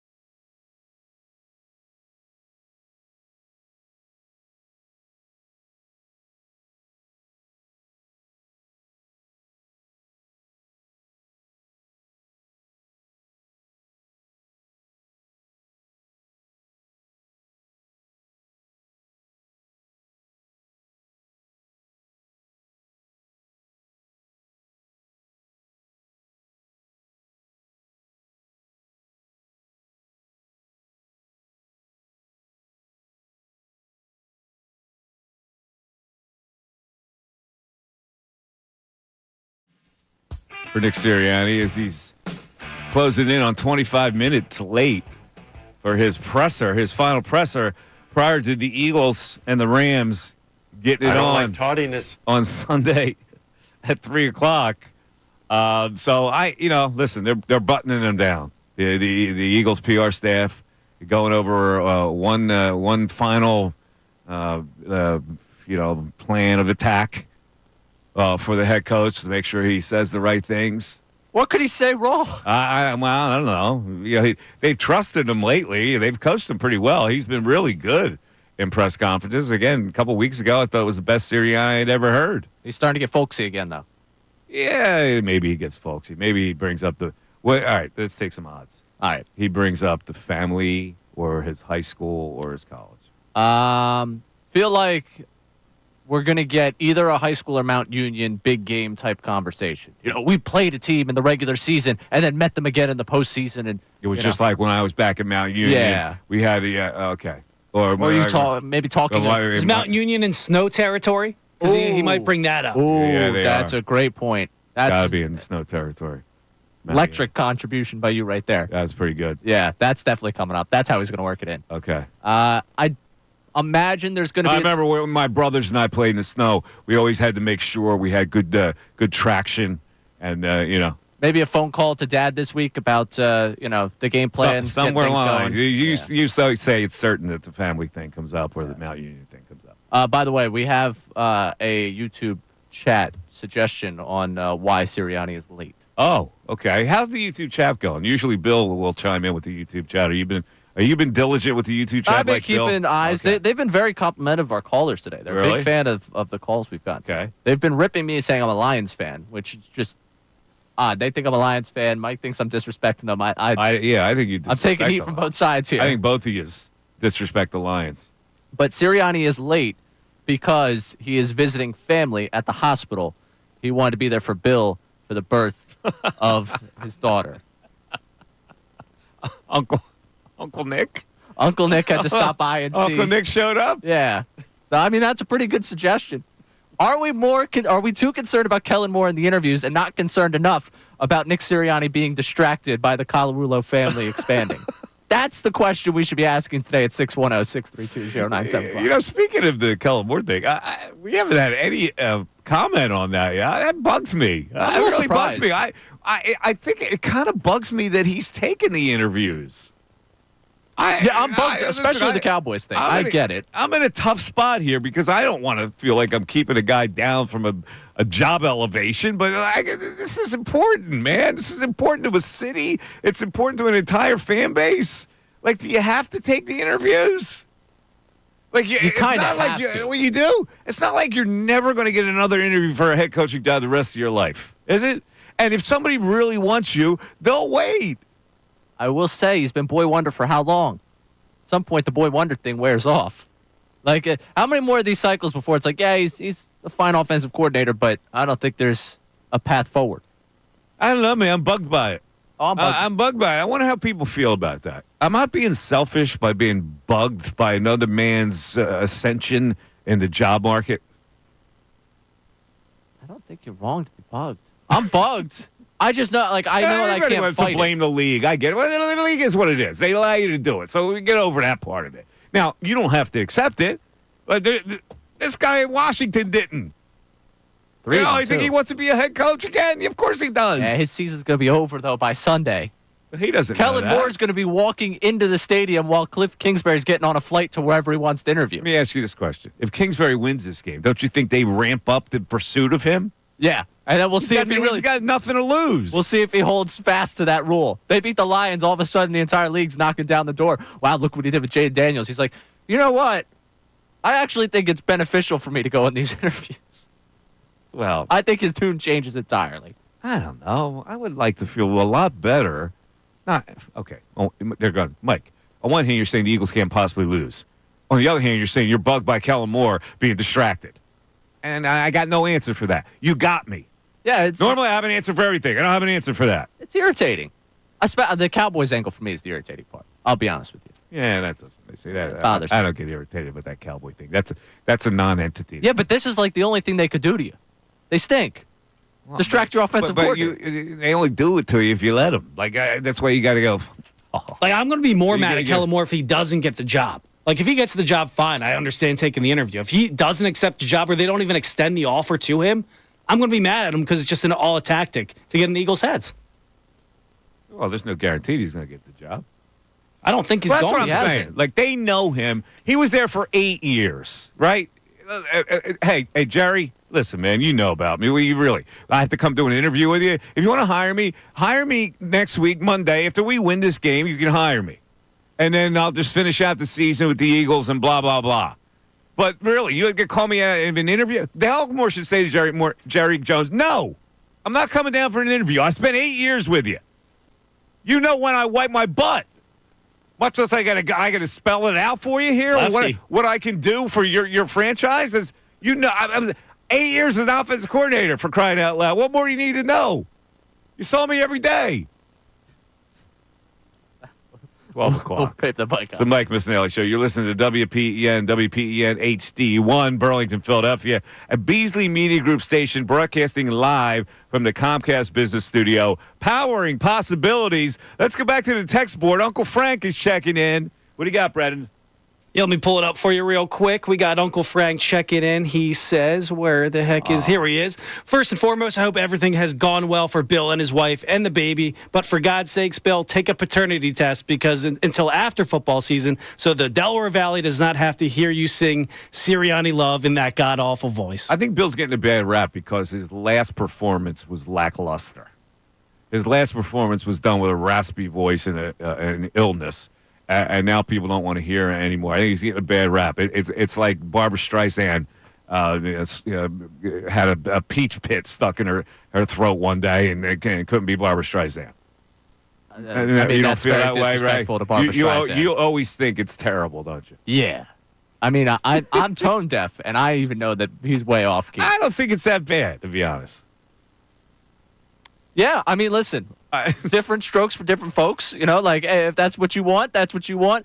I'm very happy when I hear it because I know that means the Eagles won a football game.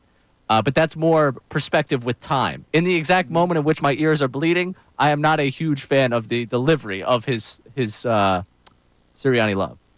But I will say I would be disappointed if I did not get Sirianni Love come Monday. Very disappointed. Oh, yeah, we definitely have to do it. People would be calling for it. I just think you're maybe overvaluing all the performances before this past Monday. He gutted out on Monday. I honestly liked Mondays better because he did a lot to get his voice into shape to sing that Sirianni Love. Yeah, I hear you. All right, will the snow be a factor? Somebody's texting on that. Yeah, we got somebody saying the snow is going to play a big factor in the game. I would not be surprised if Saquon is able to rush for 200-plus yards against this Rams defense in the snow. See you in Detroit. Fly, Eagles, fly. Tony from East Norriton. All right. The snow, obviously, better for the Eagles than it would be for the Rams. Yeah, 100%. So, yeah, that's another factor you throw it in. That's why I go, I got nothing. I'm so confident that I might not even turn the game on until 3:15. Whoa!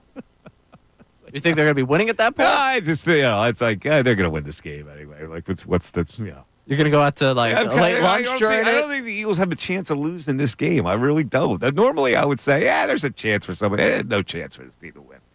Not a single chance. No. Rams don't hold it. Don't see it because what I see is they'll get a rush on Stafford. He's going to give it up. I know he's cut down on his interceptions.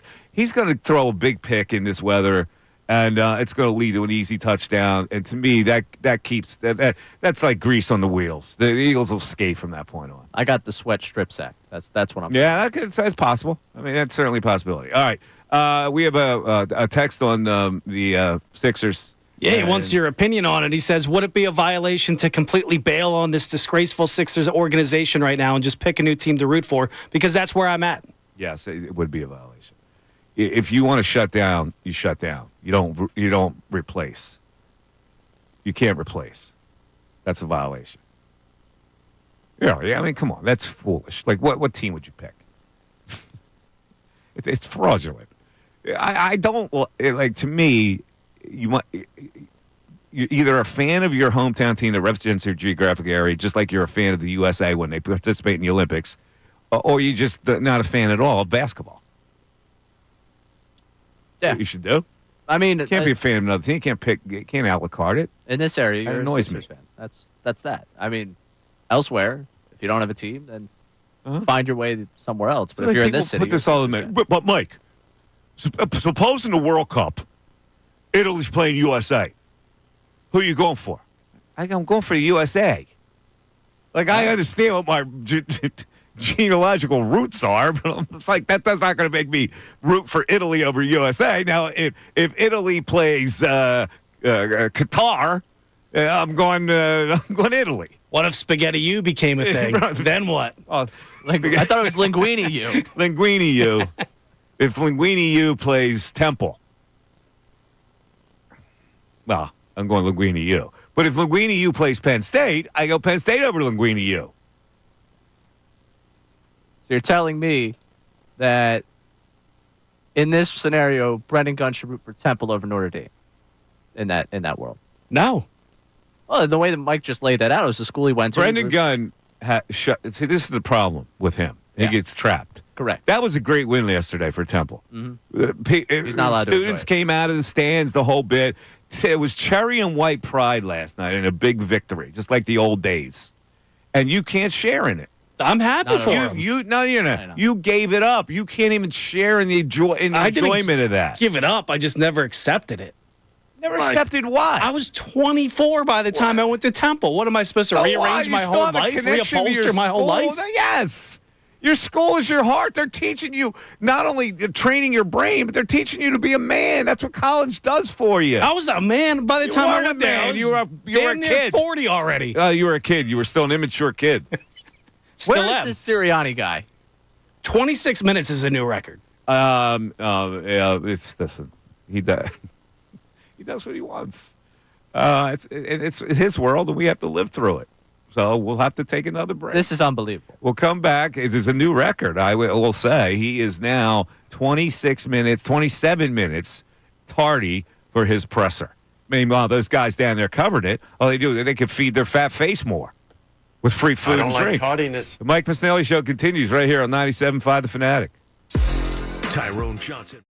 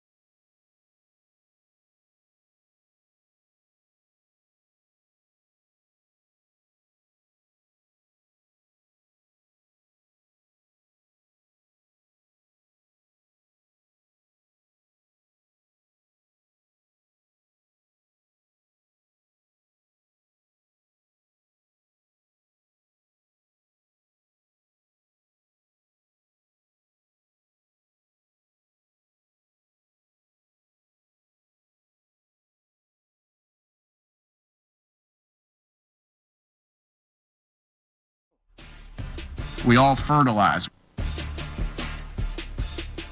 I love it when I stroll back after getting coffee and we get kill time with sound bites.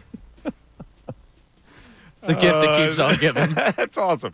So how come you just don't go grab the microphone and go, "That's Ray here," and Mike will be here in a second? I think it's funnier that way, honestly. Funnier that way? Like, could have been a YouTube. You waiting for me to appear in the YouTube camera?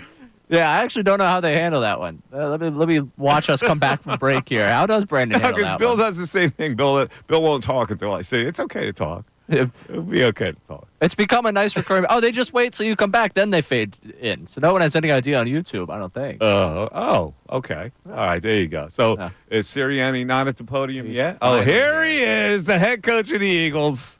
Long time, and his players have played well for a long time, right? You're not playing, you're not playing great defense. The players have to play well to play great defense, and so it's a combination of what Vic does and how he motivates the guys to get them to play to the highest level that they can, and just got a ton of respect for him, and sure glad he's here. At the beginning of the offseason, you said that Kellen's offense would be a blending of his with yours.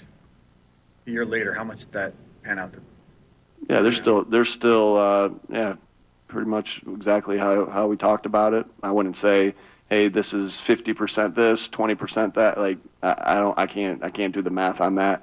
But as you watch the tape, there's different things that we've been doing that's really helped us. There's some things that are similar to what we've done in the past because we've been good at those things, and then there's things that are new to both what we've done and then Kellen's system as well. And so again, like I said, Kellen's just done a phenomenal job of handling all those things, putting our offense in positions that we've been successful with. And can't say enough good things about both coordinators. Going back to Vic, you talked before about how he calls a game and how well he can call a game. I guess especially in a matchup against somebody like Sean McVay, what stands out about his feel in game and kind of being able to make adjustments? Yeah, first and foremost, Sean's a heck of a coach and been a heck of a coach for a long time. I got a lot of I admire Sean a lot because, just again, how he leads the team and looking at it from afar, how he leads the football team, how he leads the offense. He's just a really good head coach. A lot of respect for that.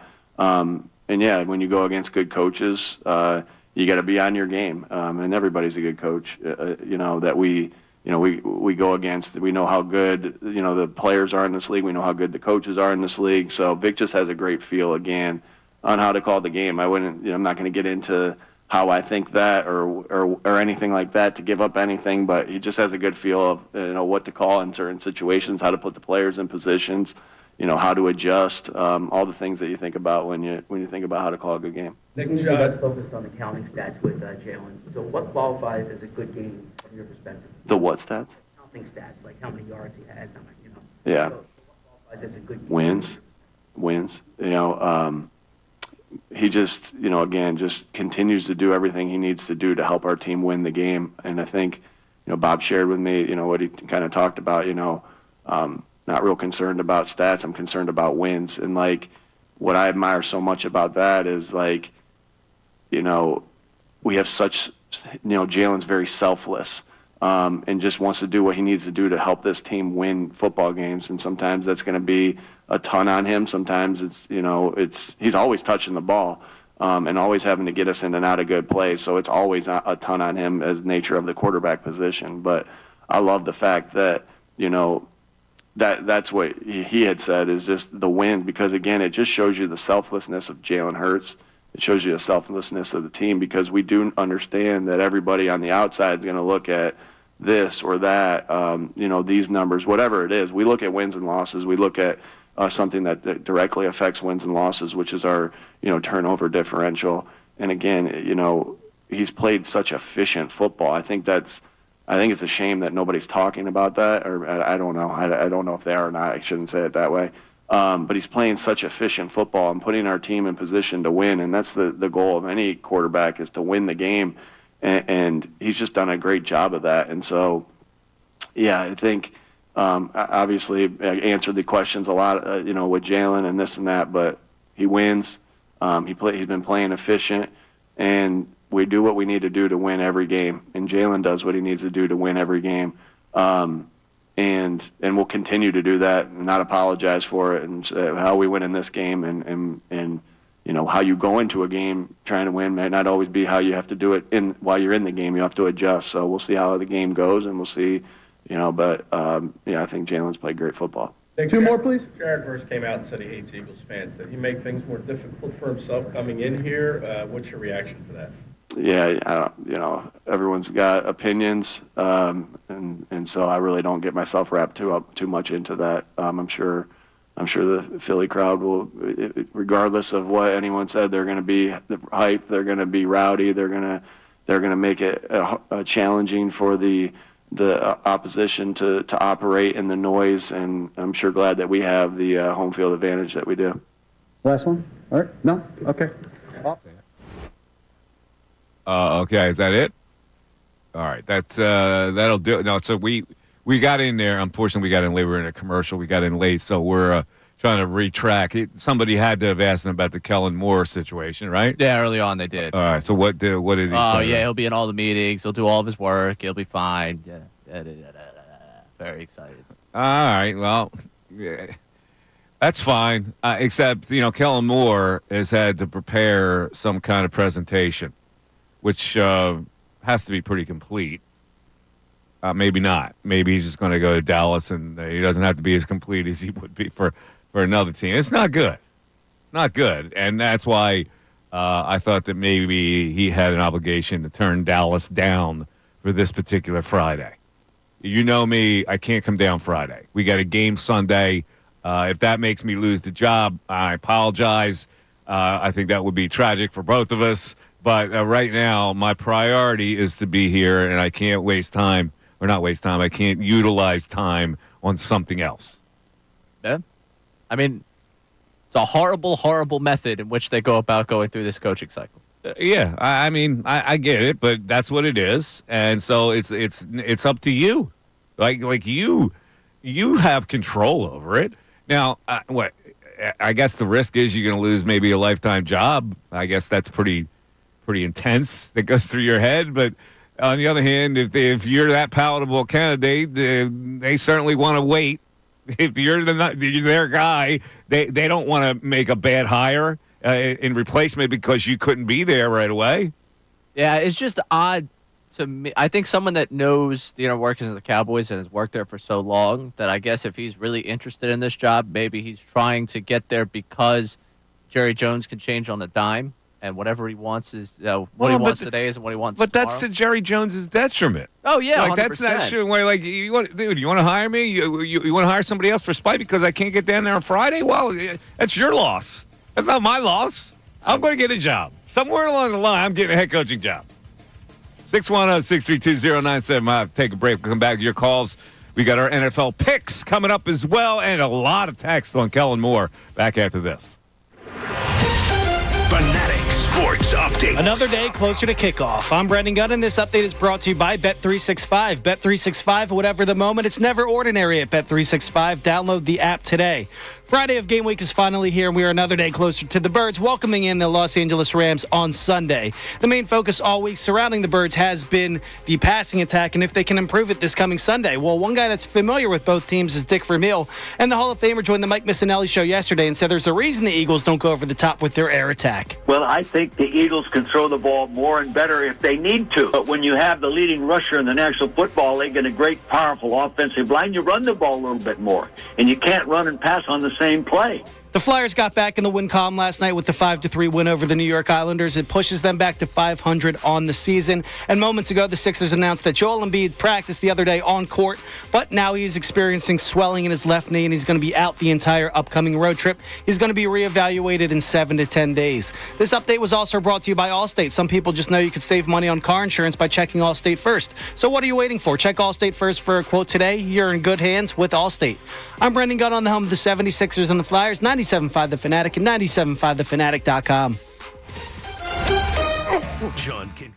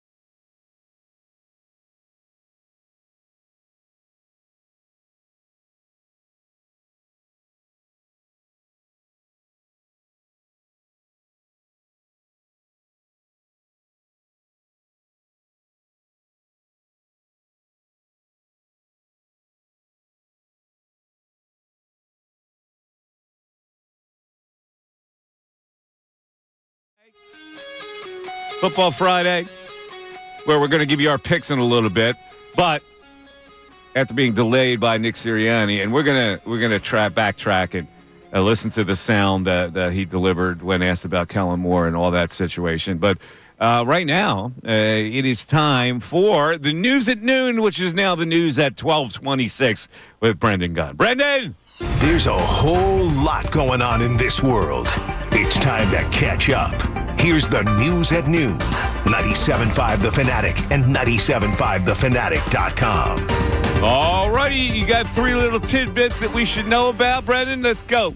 Yeah, well, Ray actually put these together today, so he might have to this take is from over. Ray. It's from Ray. I'm very particular about my news. Ray doing producer's work even in the hot seat. I like my news at noon, all right? I want to start with some music here. Oh, we're going to start with some music. Yeah. Oh, so you're going to do this. Yeah, let's all start right. with some music here. Okay, let's go with some music. What do you got? I got John Tesh. You know him for a number of things, but one that sports fans know, Round Ball Rock. The NBA on NBC theme. Yeah. He released a new version of it in the last 24 hours. It is called the Round Ball Rock 2025 Club Mix. Oh, it's a mix. Let's take a listen.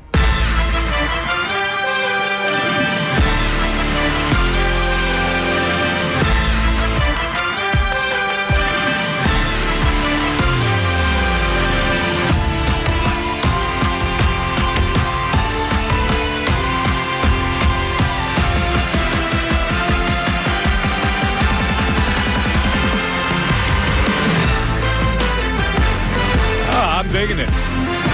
I'm a big fan. We can test a little studio production work to make it more alive. You digging it? I'm digging it. I'm a big fan of it. Do we think this is going to be the new theme for the NBA on NBC when it comes back? I believe they have to. I believe Adam Silver is now going to be pulled into the modern world. Adam Silver has hands on this. No, too. wait a minute. So Tesh did this without being contracted to do this. He just thrown it out there. It had been said that he was getting back in the studio for Round Ball Rock. That the NBA on NBC was going to use some form of what they had before in terms of music. So I would assume that this is it. So he's a new age dude, right? That's what his music is, new age. I mean, you're talking me into genres here. He's the guy that did Round Ball Rock. I think he's like the forerunner of the new age music. But we also know him because he was on that magazine show. Well, Entertainment Tonight. Entertainment Tonight. That's right. Right. He was the Entertainment Tonight guy, but he's always been the new age man. He and along with what's the other guy's name? Zafir. Right. You know the guy named Zafir? Hold on a second. Sounds like a good guy. See if I'm right about this new age thing. New age music. Hold on a second. This is what Billy normally does. All right, new age music genre. New age music is a genre characterized by its focus on creating a relaxing and soothing atmosphere, often incorporating elements of nature sound, ambient textures, and instrumental melodies, primarily intended to be used for meditation, yoga, or simply to unwind. I feel relaxed. I'm trying to find the severe. What is considered new age music?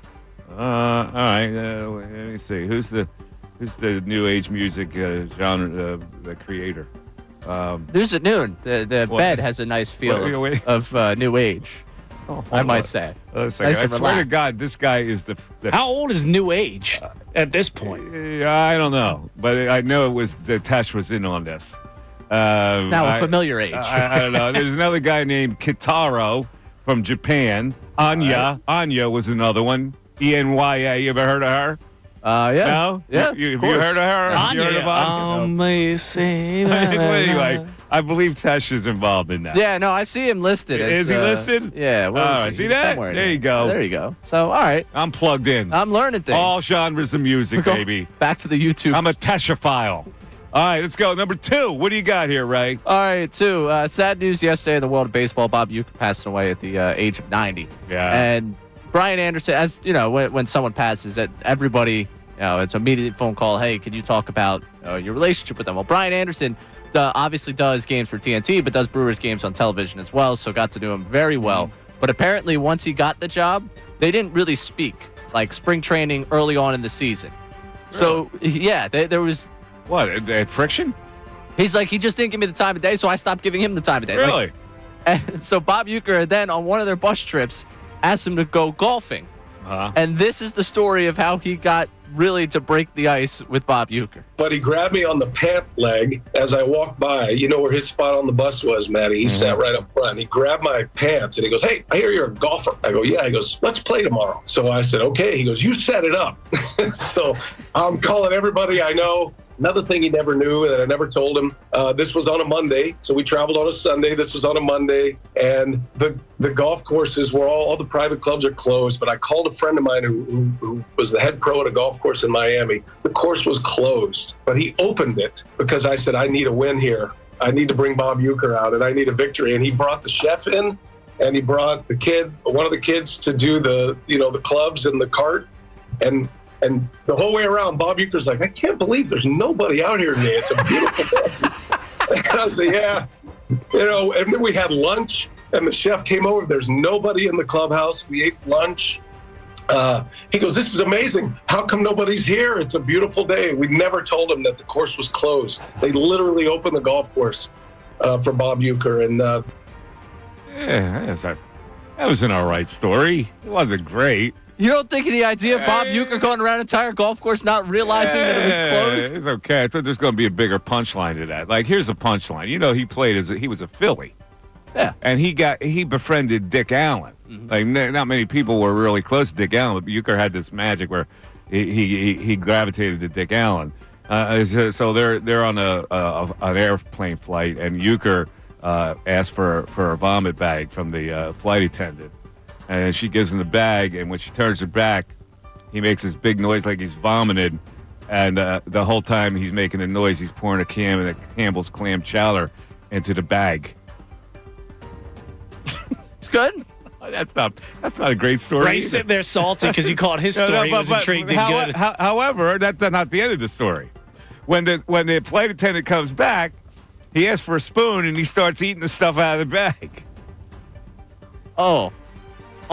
So it was soup, though. It wasn't vomit. So he was like he was a trickster like that. It was the mushroom soup that he was eating out of the bag. Yeah. What do you think? He was eating the vomit? Well, that's why I was confused on that one because we were getting a good punchline. He faked like he was vomiting, but he poured Campbell's clam chowder into the bag, and then when the flight attendant came back to take it, he started eating it. Well, when I get audio of that story, we'll play it in the news at noon. All right. And, of course, we remember him from Major League. He was fantastic in Major League. All right, let's go to the third one. Last one here.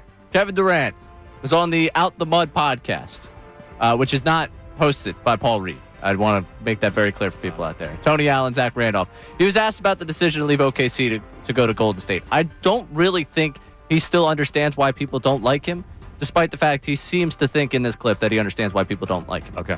People enjoy having me around. Simple as that.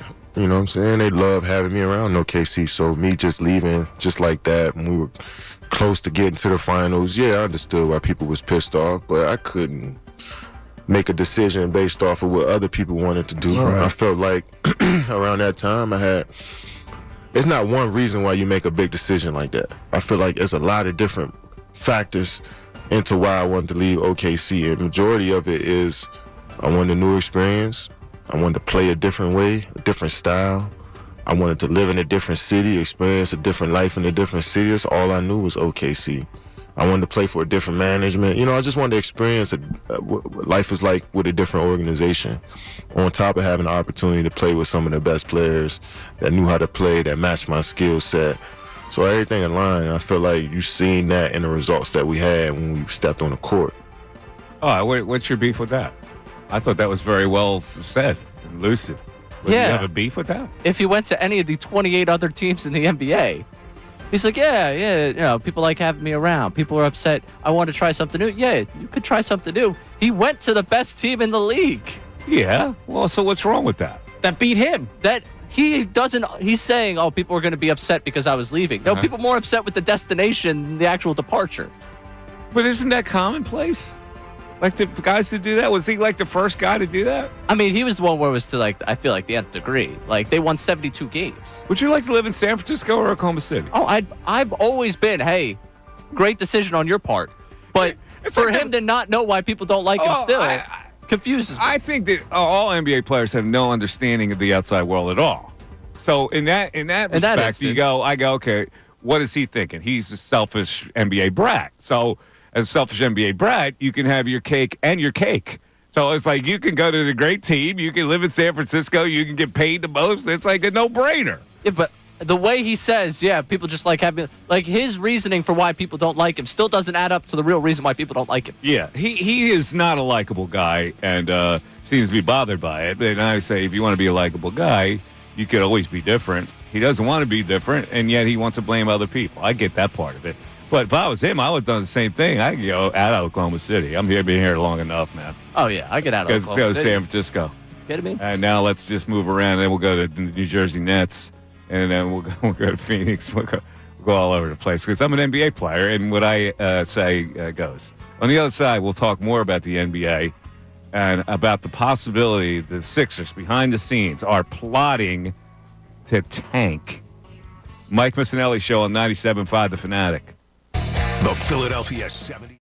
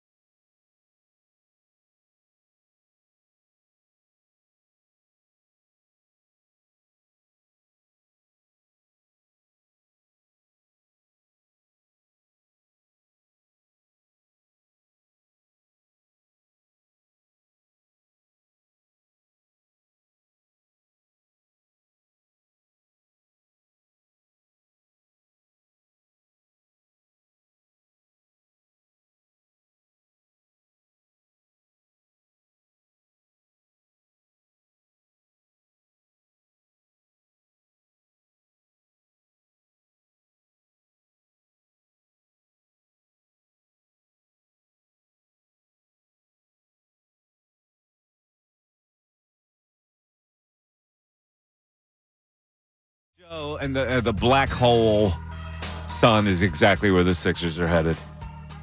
Ladies and gentlemen, let me just explain something to you logically. I believe that the Sixers are not blatantly trying to pull the wool over your eyes, but I think in the corporate honchos of this franchise, that's exactly what they're doing. Because let's be logical about this.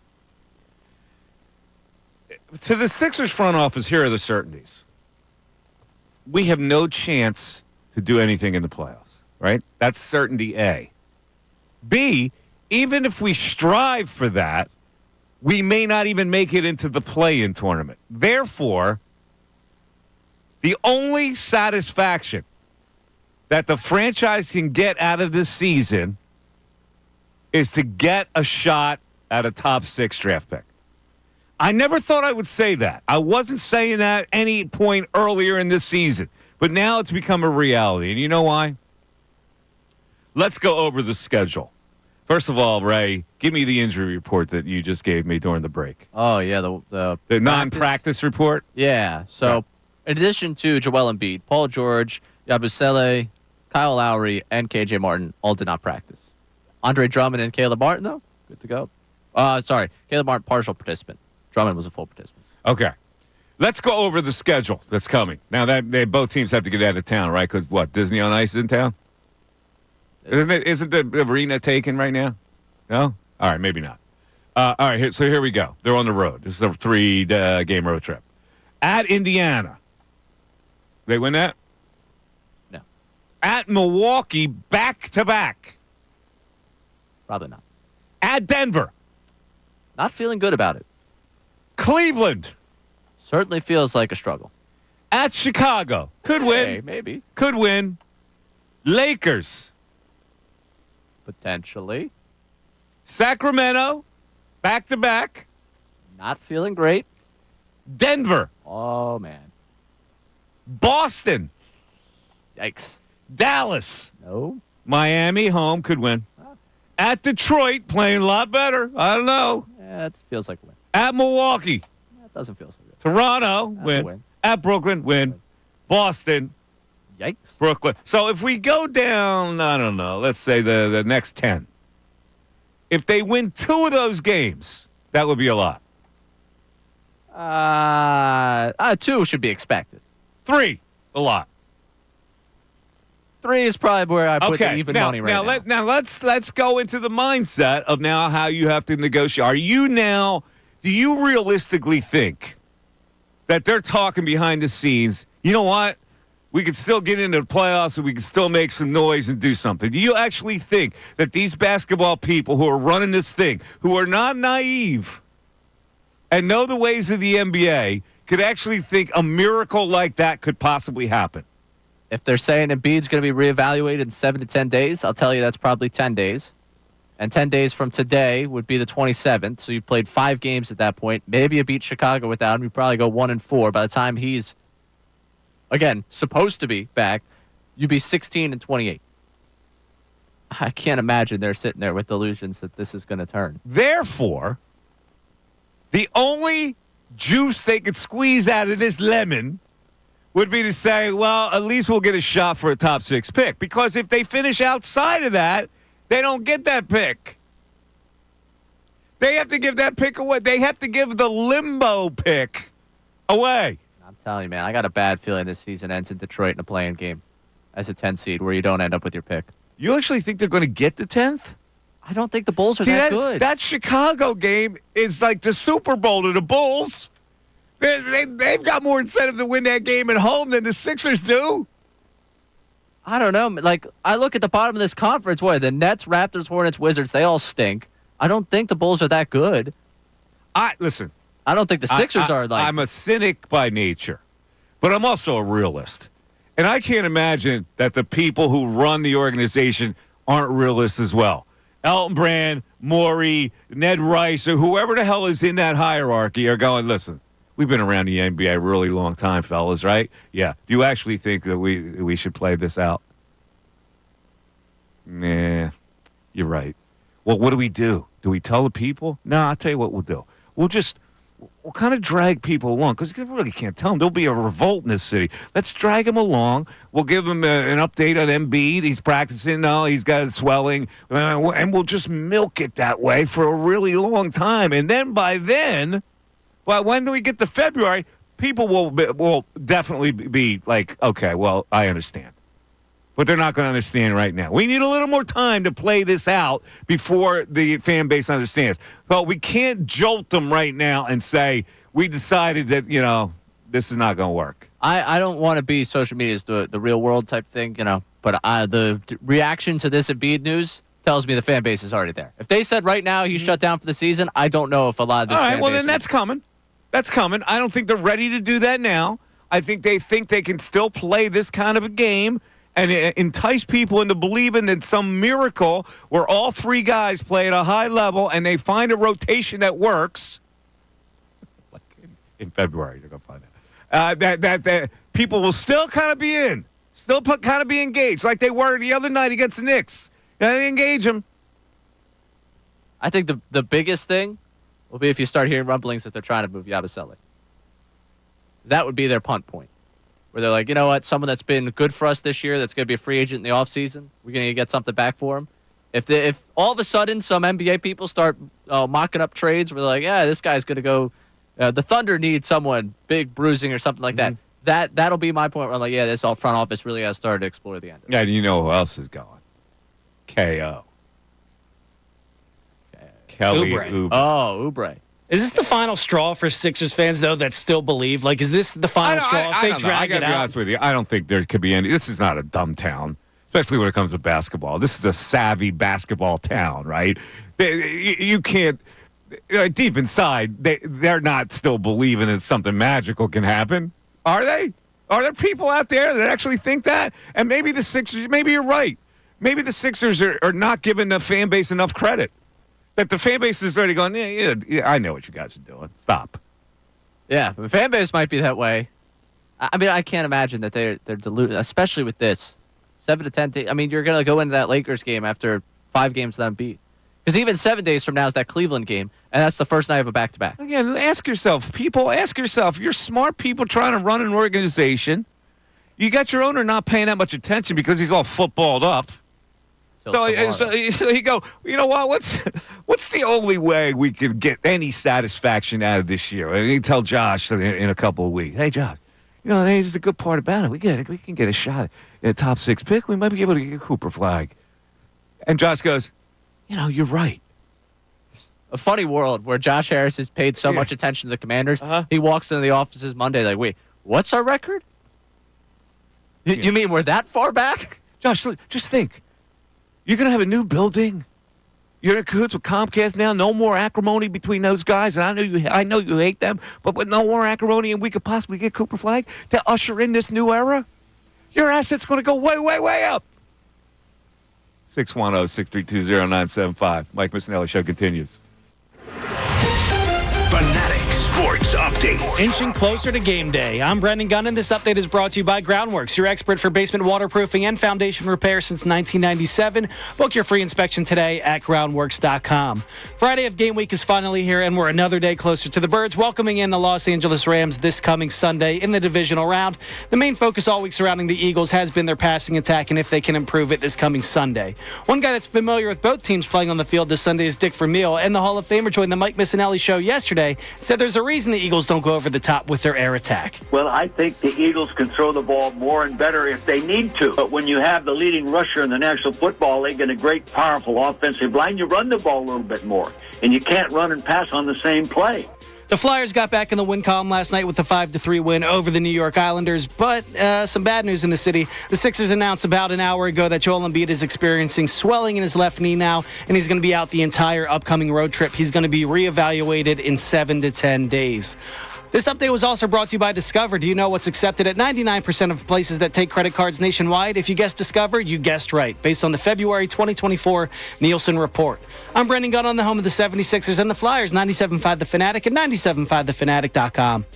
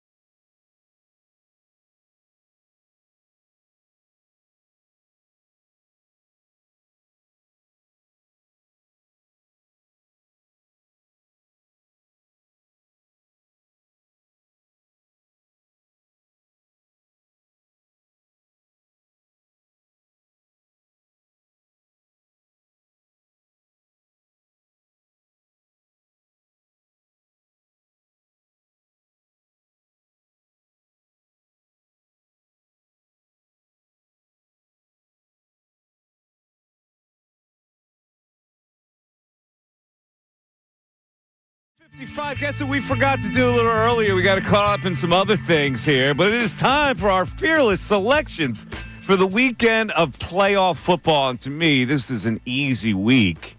I know people go, yeah, you can't pick all the favorites. It never works out that way.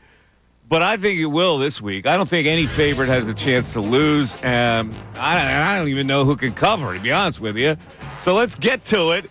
Ray, I defer to you into the Bill spot for your selections this week, starting with the Texans at the Chiefs. All right. For the Texans and the Chiefs, I called last week's game between the Texans and the Chargers the Fraud Bowl, and congrats to the Texans. They won it. The Chargers became the frauds. I still don't believe much in this Texans team. They haven't given me a ton all season long. I think for a lot of people, you're going to see just how far C.J. Stroud still has to go to be amongst the elite in this NFL, and I will go with the Chiefs to cover the 8. And I know they are not a team that has covered a ton this season, but I think they're turning it on as we get into 8.5 right now. Oh, 8.5? 8.5. Chiefs and Texans. Now, I will say this: if there is one team, if somebody put a gun in my head, they got to give me one team that can cover, then I think maybe it could be the Texans. But that's as far as I go. Chiefs, they're sometimes erratic. They let a team hang around and then they escape. So if there's a team that can cover, it would be the Texans, but my pick will be the Chiefs to cover the 8.5 as well. Next, Commanders-Lions, Ray. Neither of us feel like this is going to be a game. I'll be honest. It's a nice story for Washington this year. Jaden Daniels, great start to what expects to be a good career for you. But this Lions team's on another level. They've had a week off at this point. That Commanders team played it down to the wire Sunday night. They go on a short week to Detroit, where that place is going to be electric, thinking that they can get their Lions to the Super Bowl.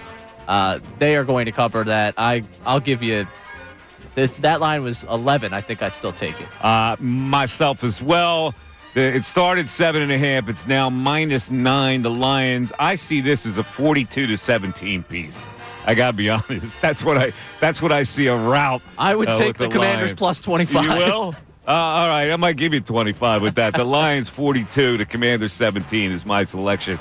Easy cover for the Lions. It's my pick of the week. So let's go now to the Ravens and the Bills. And -1, the Ravens in Buffalo. What? I think they're finding a gear here. I think they found some new wrinkles. I thought last week that when they had Henry in the Wildcat and they're running Lamar Jackson across the formation, you see both linebackers bite over there. There's some things they can still do with Lamar Jackson and Derrick Henry that I don't think we've seen yet for them. And I also don't trust that Bills defense against an offense as talented as the Ravens. I think the Ravens go up there. What was supposed to be the dream season for the Buffalo Bills gets cut short. And we all wonder on Monday whether or not Sean McDermott's still there. This is my co-play of the week. This line started out at Ravens getting 1.5. It's now Ravens minus a point in Buffalo. And I love the Ravens in this game. I mean, that line telling me all I need to know, the Ravens -1, and there's all this Bills hype and all cold weather and the snow and the Bills Mafia and all this kind of stuff. Nah, not going to happen for the Buffalo Bills, so I'll take the Ravens. This leaves us with the Rams and the Eagles -6. It had gone up to 6.5. It's now down a peg to 6. What do you got, Ray? Uh-oh. It's down to 6. Down to 6. Gotta wonder. No, I'm not wondering for a second here. Eagles by 8 in this one. I think they win this one of the Rams. I think for a lot of the reasons I've laid out here, I don't think this Rams team, that 12-game stretch where they go 10-2, they weren't really beating teams by a large margin. People talk a lot about their offense figuring it out. It was an impressive first 2 drives for them in that game against the Vikings, similar to the impressive first 2 drives against the Eagles. Then the offense slows down. Those games that they won late in the season, 3 of them, they scored a combined 44 points in those 3 games after putting up 44 on the Buffalo Bills. I think the peak of their season came back against Buffalo. I think now they are just a solid team that will meet an excellent team on Sunday. Eagles 27, Rams 17, a 10-point spot for me. The Eagles, in my opinion, are not going to be, they'll be challenged early. People get a little nervous. They'll complain about Hurts. And then just like it all plays out when it comes to the fourth quarter, the Eagles will grind them up in the cold weather, and the Rams will have nothing left to give after spilling their bucket last week against the Vikings. And those are our plays of the week. It is 1 o'clock on the Mike Missanelli Show, and you are listening to WPEN and WPEN WPEN HD, a Beasley Media Group station. Let's get back to the phones, and we will talk to Rick in Easton. Rick, you're on 97.5 The Fanatic. Rick. Mikey. How are you, Rick? I could not agree with you more. I'm going to tell you right now, this Kellen Moore situation, I could not agree with you more. No, I don't want to have him miss out from a job, and I get it. But and I agree with you, if these franchises want these candidates that bad, they will wait. Do they really need that much time to get everything in place between mid-February and April when they don't even start putting their rosters together and their OTAs in somewhere around June or July? I totally agree with you. The NFL needs to realize what the distractions are for a team that tries to win a Super Bowl once or twice in a 25-year period, to allow these key offense and defensive coordinators to be distracted with these interviews. Yeah, I don't know what the reason is. You know, maybe the teams, the owners have lobbied that they have to get their ducks in a row really early, and they want to satisfy all the owners. I don't know the specifics of it. But if they're going to keep this rule, well, then the team really wants a guy, and you really want a guy. Like, why would the Dallas Cowboys really want Kellen Moore? Well, they have a familiarity with him. They know him. So, why does Kellen Moore have to interview with them now? And the other thing is he going to Dallas to interview, or is he doing it? Is this a Zoom interview? Do we know that? Does he have to get on a plane and go to Dallas? I don't even know how that works. Mike, I don't even know if it matters. It's just a distraction. Well, I think it matters if you have to get on a plane and roll down to Dallas and then get back on a plane and roll up here. Right, that's extra time. But, Mike, do you think these coordinators that are looking for a head coaching job don't already have everything lined up, and they have their philosophies on what these owners and these GMs want to hear from them? They already have it set up. So whether they go virtually or not, it's just a distraction that the NFL owners should realize. It's a virtual interview? Okay. Yeah, virtual. All right, it's a virtual interview. Okay, now I feel a little better about it now. Okay, so even if it's virtual, it's still a distraction. Yeah, normally these interviews, they got it's we conducted an 8-hour interview. Like, even if it's virtual, 8 hours is a lot of hours to eat up. Oh, I am taking all of his time if I'm the Cowboys today. I'm like, you're going to meet staff from top to bottom here. You'll start with Jerry Jones, and you will get to the people that clean up the lockers. Like that, you are going to talk to everyone today. I will take 6 hours of your time, because that's 6 hours you're not game planning for the Birds. If I'm the Cowboys. He knows everybody there. That's what, not the point, though. If I'm them today, I'm like, you know what? We actually should bring in some fans to get a chance to talk with you, and we'll have them ask you questions. We'll vet you through the Cowboys fans. I would take up as much of his time as I possibly could. We do have a lot of text on this whole thing. It's not, and we're going to also hear from Nick Sirianni when he was asked about it. But let's go to the text board here, Braden. What do you got? Yeah, we got Zach in Florida checking in. Says, I'm very bugged. I think it's crazy for a coordinator of a team that's 2 games away from a Super Bowl to be interviewing for his next job when he still has a job in Philadelphia. All of these things should be mandated to be after the season. You know what's going to happen? I mean, God forbid if they lose. Oh, really? It's like, if they lose and their offense stinks, what's going to happen in this town? Which, of all the scenarios, if they were to somehow lose this game, I imagine the offense would be the one. Like that, I can't imagine the defense giving up 30-plus points to the Rams. So it would be the offense under the griddle anyways. Whew.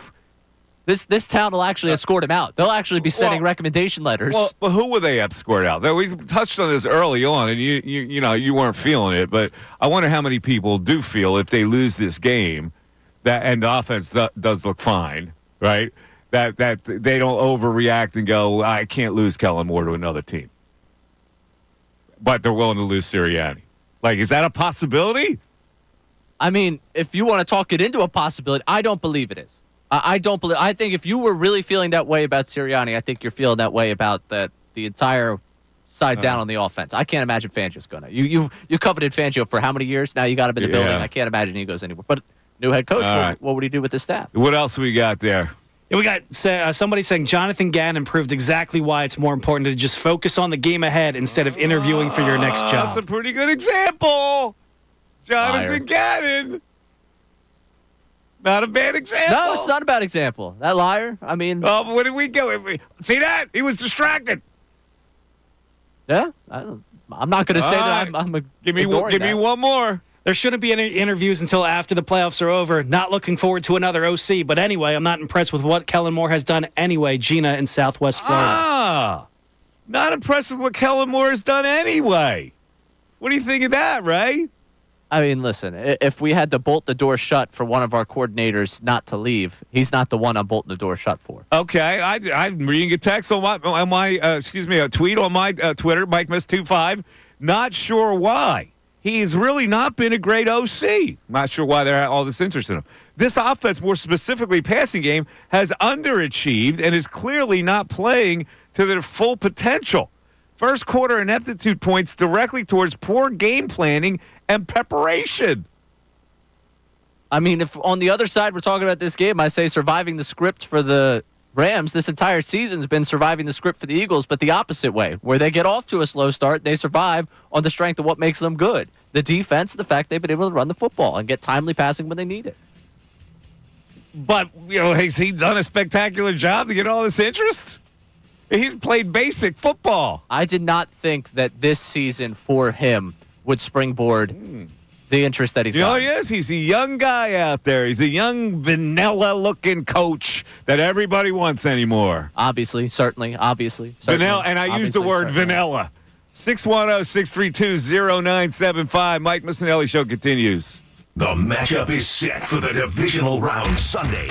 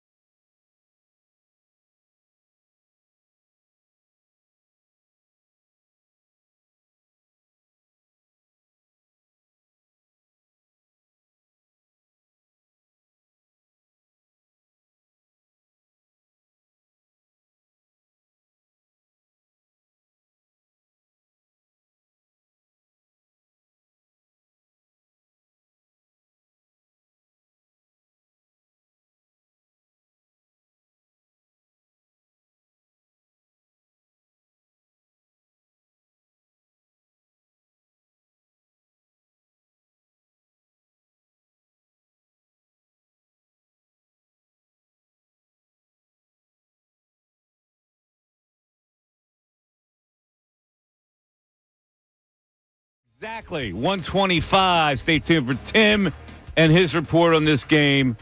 All right, just a couple of statistics. We went over these a little earlier as we broke down the game. Ray did a nice job breaking down the game here.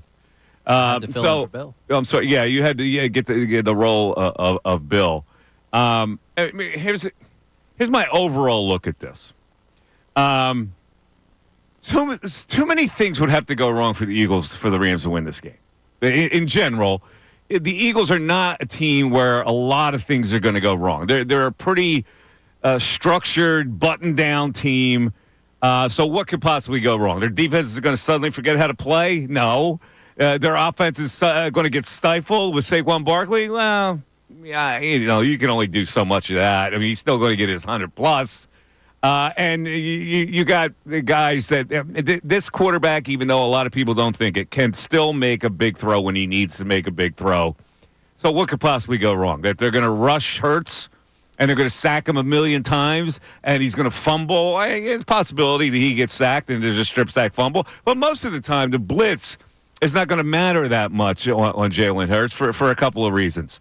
Yes, he does hold on to the ball. And he's susceptible to getting sacked, but he also can squirm out of there. And when he's pushed out of the pocket, he's like the best at rolling to his right towards the out-of-bounds mark and then throwing it away before he goes out of bounds. He's done it 1,000,000 times when they've pushed him out of the pocket. So the mobile quarterback does not have a chance like Darnold did to get trapped by this Rams defense. What other numbers should we look at, Ray? Okay, I'll go back to... I mentioned in the last segment the surviving the script, and that to me is the key with this Rams offense. They come out pretty hot, and you mentioned it in the way you were handicapping the game, that we might be nervous after the first half, people be freaking out, but the real way they've done this, and if you look back at last week against the Vikings, you look back at the game they played against the Eagles, 14 plays, 123 yards, 7 points scored the first 2 drives of the game. The next 6 drives, really 7, but one drive was just a sack taken before the end of the half. They went 38 plays, 118 yards, and scored just 7 points. That, to me, once they actually get into the flow of the game and they're not just, hey, Boyd Wonder, McVay scheming up a way to get them points early on, that they have not been able to sustain offensively how dangerous they are early in a game. You saw it in the Vikings game. They get 10 points early. The next time they score is a defensive touchdown, then they've got control of the game, and Sam Darnold, midnight struck on his Cinderella story. And that, to me, will be what they have to slow down on the Rams side. But when we look at the Rams as a whole, I've gone back to this point differential. I think it's a big deal when you look at a team, their strength of their victories. They went in that 10-2 stretch, and they were doing it very, very thin margins, thinner than what the Eagles did their opening 10-2 last year, and that included when the Eagles got crushed by the 49ers that time. And the one thing on the other side, we talk about Vic Fangio and what he's done for this defense. He's had the blueprint to stop McVay. He's been one of the very few that have been consistently successful against Sean McVay in McVay's career. You've got him on your side with this young defense that's flying around. The one question mark for this defense is going to be, hey, new guy with the green dot this week, and Oren Burks is filling in for Nakobe Dean. It's going to be, I think, Bond that's got the green dot. With Oren Burks, is he going to be able to play at the level of Nakobe Dean? That's a lot to ask. Is he going to be at least replaceable level, average out there on the field? I don't know what their tight end situation is. Tyler Higbee, we have no idea whether he's going to play or not. He's banged up. Looking like he will. He will play? Okay, well, then if I'm the offensive coordinator, I try to get Owen Burks covering a tight end. They can scheme around that. Fangio can probably scheme around that. The Eagles and the Rams both weren't very good on third down last week. The Rams were 0-8 on third down last week and with 5 sacks on Stafford. The Eagles were 2 for 11 on third down last week, 1 for 4 in the red zone. But let's look at like people go, oh, if they stop Barkley, the Eagles are going to have to pass. Okay, let's look at the possibility they stop Barkley. The Rams are average against running backs. They were okay last week. They were okay against Aaron Jones and Cam Akers. Are they going to be okay against Saquon Barkley? No, I don't know. I don't think so. And they're also average against quarterback runs. So when there's a mobile quarterback against this defense, because they fly at you, they fly up the field, if there's a mobile quarterback, that could be disaster for them. Also, Hurts. They were good against two running backs last week. They're not on the level of Saquon Barkley. And once they got up, really 17-0, like they were up early in that game, 10-0. They ended up getting the defensive touchdown. There wasn't a lot of room for the Vikings. They abandoned run the football, all those things. The Eagles have shown you that even if they get down early, they're going to commit to what has made them good throughout the season. I can't imagine a defense that got carved up for 255 yards the last time these two sides played on the ground from Saquon Barkley is going to muster up something where he is totally a non-factor for this game. I got you. All right. Dan Orlovsky's calling the Rams the most dangerous NFC team. He has picked the Rams to win. Whatever. He wants to Orlovsky Bowl, man. That's what he wants. Listen, bro, I'm not seeing it, Orlovsky. I'm sorry. He wants Rams Lions next week. I know, Stafford Lions. That's right. He's got. Sometimes it seeps in when you are trying to not thinking it's going to subconsciously. Your subconscious is the strongest part of your whole being. Right? Like Bill's subconscious. Yeah. Bill's subconscious against Dan Campbell. Like, he doesn't even know when it seeps out. No, it's incredible to watch. Yeah. It's subconscious for Sirianni, too. Right. So this is an Orlovsky thing with the partial to the Lions and Stafford and you know. You know what we missed today? What's that? What we would have had if we had Bill here. What's that? This Kellen Moore situation, he would have said to us, with a straight face, and with all due respect to our good buddy Bill, he would have said, I'm not worried about it all. You want to know why? Because inside of that building, I know one thing. Nick Sirianni is going to have his team ready to go. Distractions won't overtake what he has built and what they have done there. Sirianni will step up and deal with what Kellen Moore needed to deal with those interviews. That's what we missed today. Yeah, thank you for stepping into the Bill breach. Yeah. Very well done. I just had a moment of Bill clarity there. Yes, you did. Let's go to Bilal on a cell. Oh, Bilal. This is the Sixer fan hurting the most through this whole thing, I guarantee you. Bilal, what's up, man? Mike. First, I want to apologize to you and your fan base because I know this is a football Friday, and I was going to just listen like I always do because I don't call when it's times like this. But Ray brought up this Embiid thing, so I had to call. Mike, why are they doing this to us? Why? I just want to know why. Man, listen, I'm so hurt. I'm that guy with the dunce hat on in the corner because I was that guy. Yeah, we got Paul George. We got Embiid. We got Max. They pushed us. They pushed that on us. Embiid, Maxey. We got a big three. I was happy. You know, Mike, I'm that guy now. I'll have no tattoos. I'm about to go get that tattoo that says, laugh now, cry later. That be me. I know you're hurting, man, because I've never met anybody that's so Sixered up as you. Here's what my theory is, Bilal.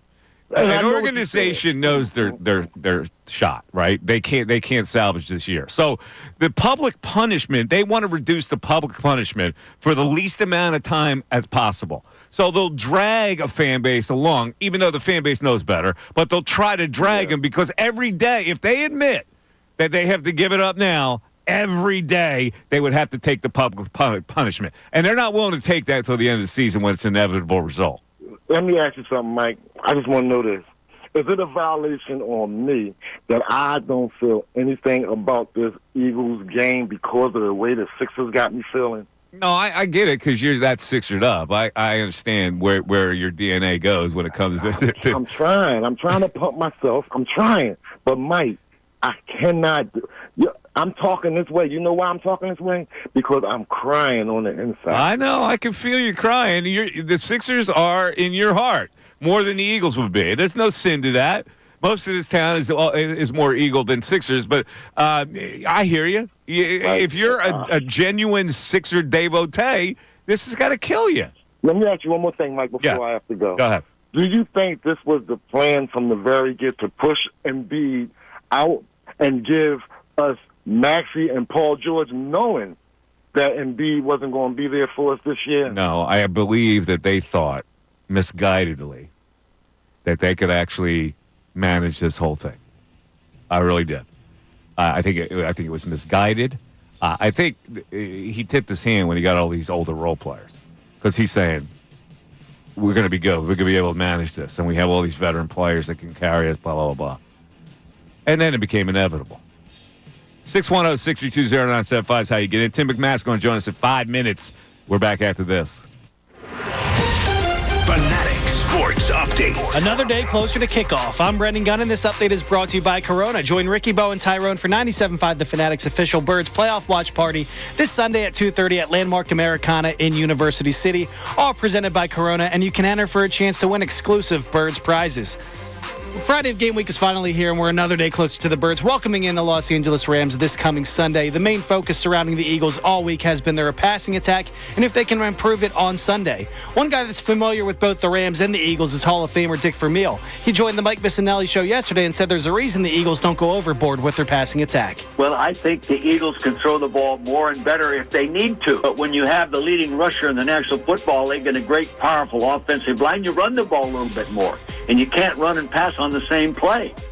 About an hour ago, the Sixers announced Joel Embiid is experiencing swelling in his left knee after giving it a go at practice, and he's going to be out the entire upcoming road trip. He's going to be reevaluated in 7 to 10 days. The team itself, they pick up action again tomorrow night on the road against the Indiana Pacers. And the Flyers, they remain idle tonight as well, but they're back in action tomorrow at 12:30 in New Jersey, taking on the Devils. This update was also brought to you by Bare Knuckle Fighting Championships. Coming January 25th, the biggest fighting event ever to hit Philadelphia. Knucklemania 5 from Bare Knuckle Fighting Championship Saturday, January 25th at the Wells Fargo Center. I'm Brendan Gunn on the home of the 76ers and the Flyers, 97.5 The Fanatic and 97.5thefanatic.com.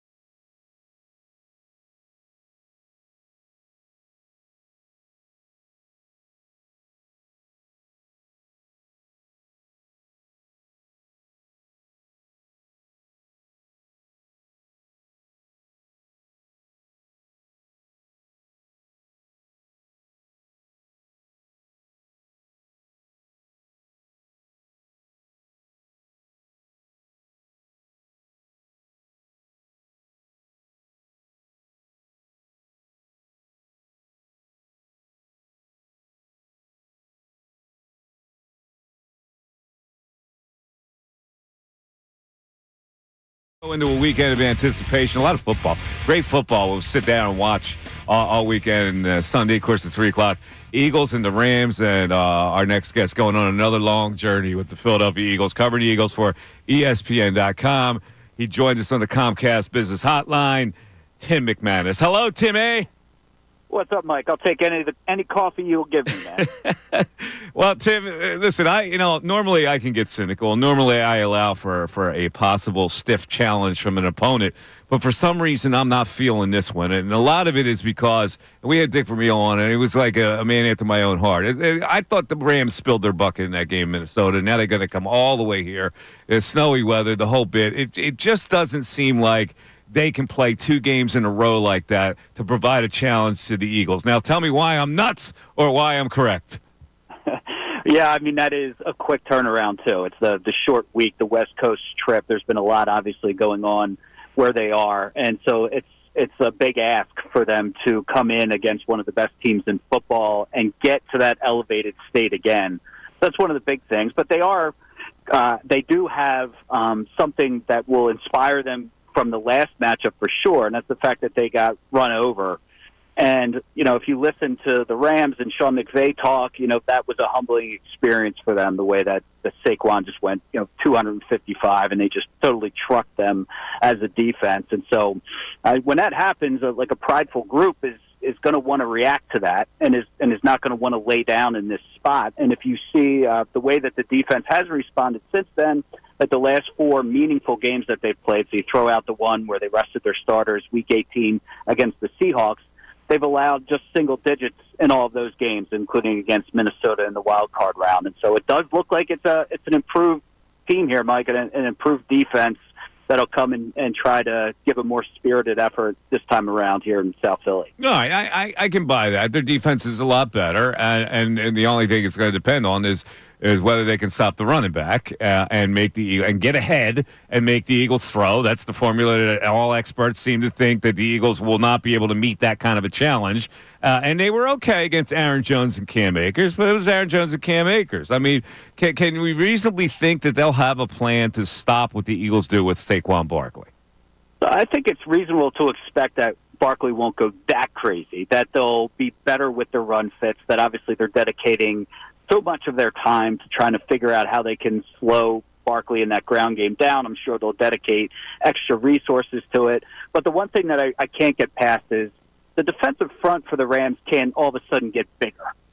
You know what I mean, Mike? Like, the reason why the Eagles were so successful on the ground is because of what was happening up front, and because this offensive line was bigger and more physical at the point of attack.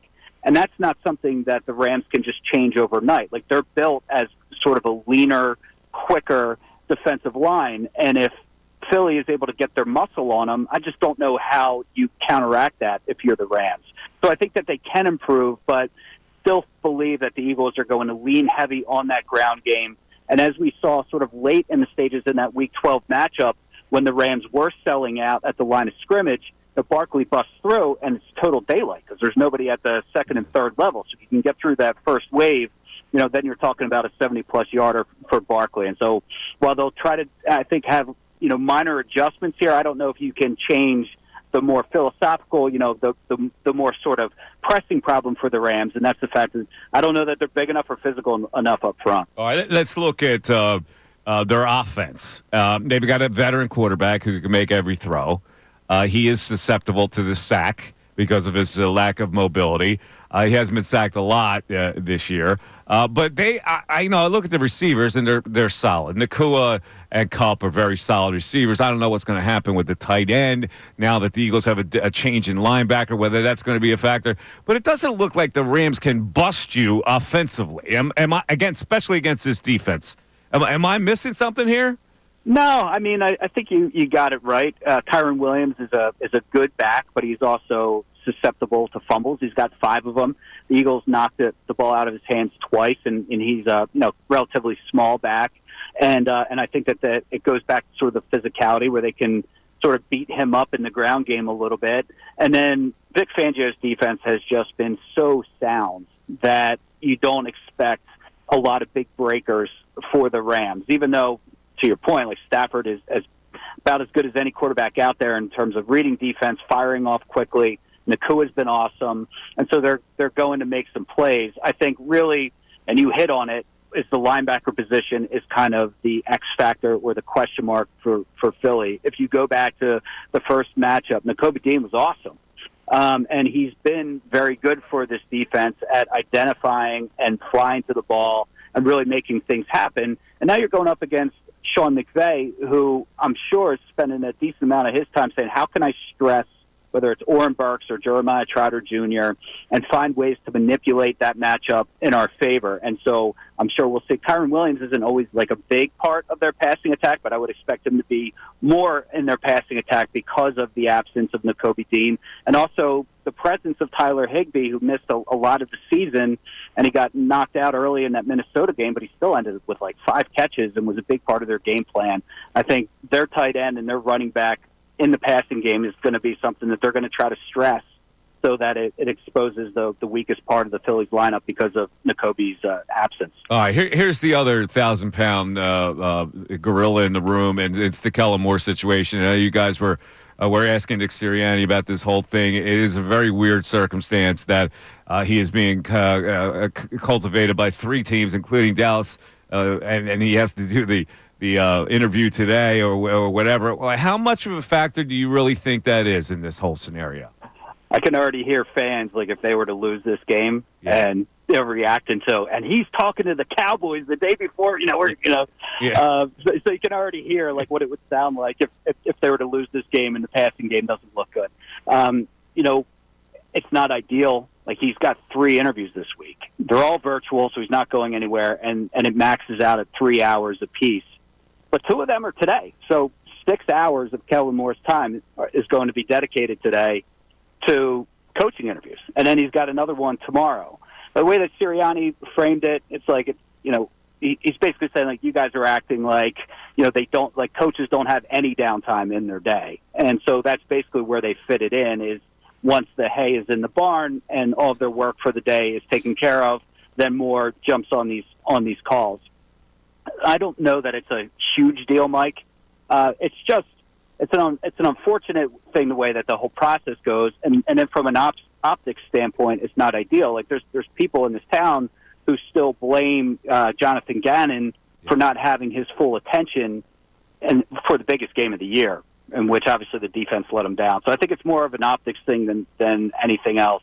I don't know that it's going to hold them back. All right, so they listen, they got downtime, and so basically his family gets shortchanged, not the team. The family time gets squeezed, right? Yeah, there's no indication that the team is worried about the fact that he's not putting sort of full forces into this matchup. All right.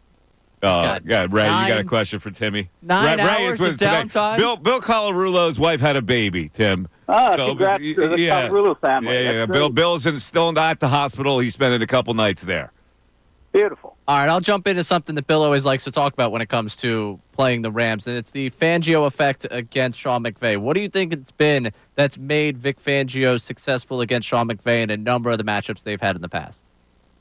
Yeah, so I think part of it is that McVay is so much of the offense is about motion, right, Ray? So it throws a lot of defenses off. There's so much eye candy, so many moving parts that it can get players sort of out of place.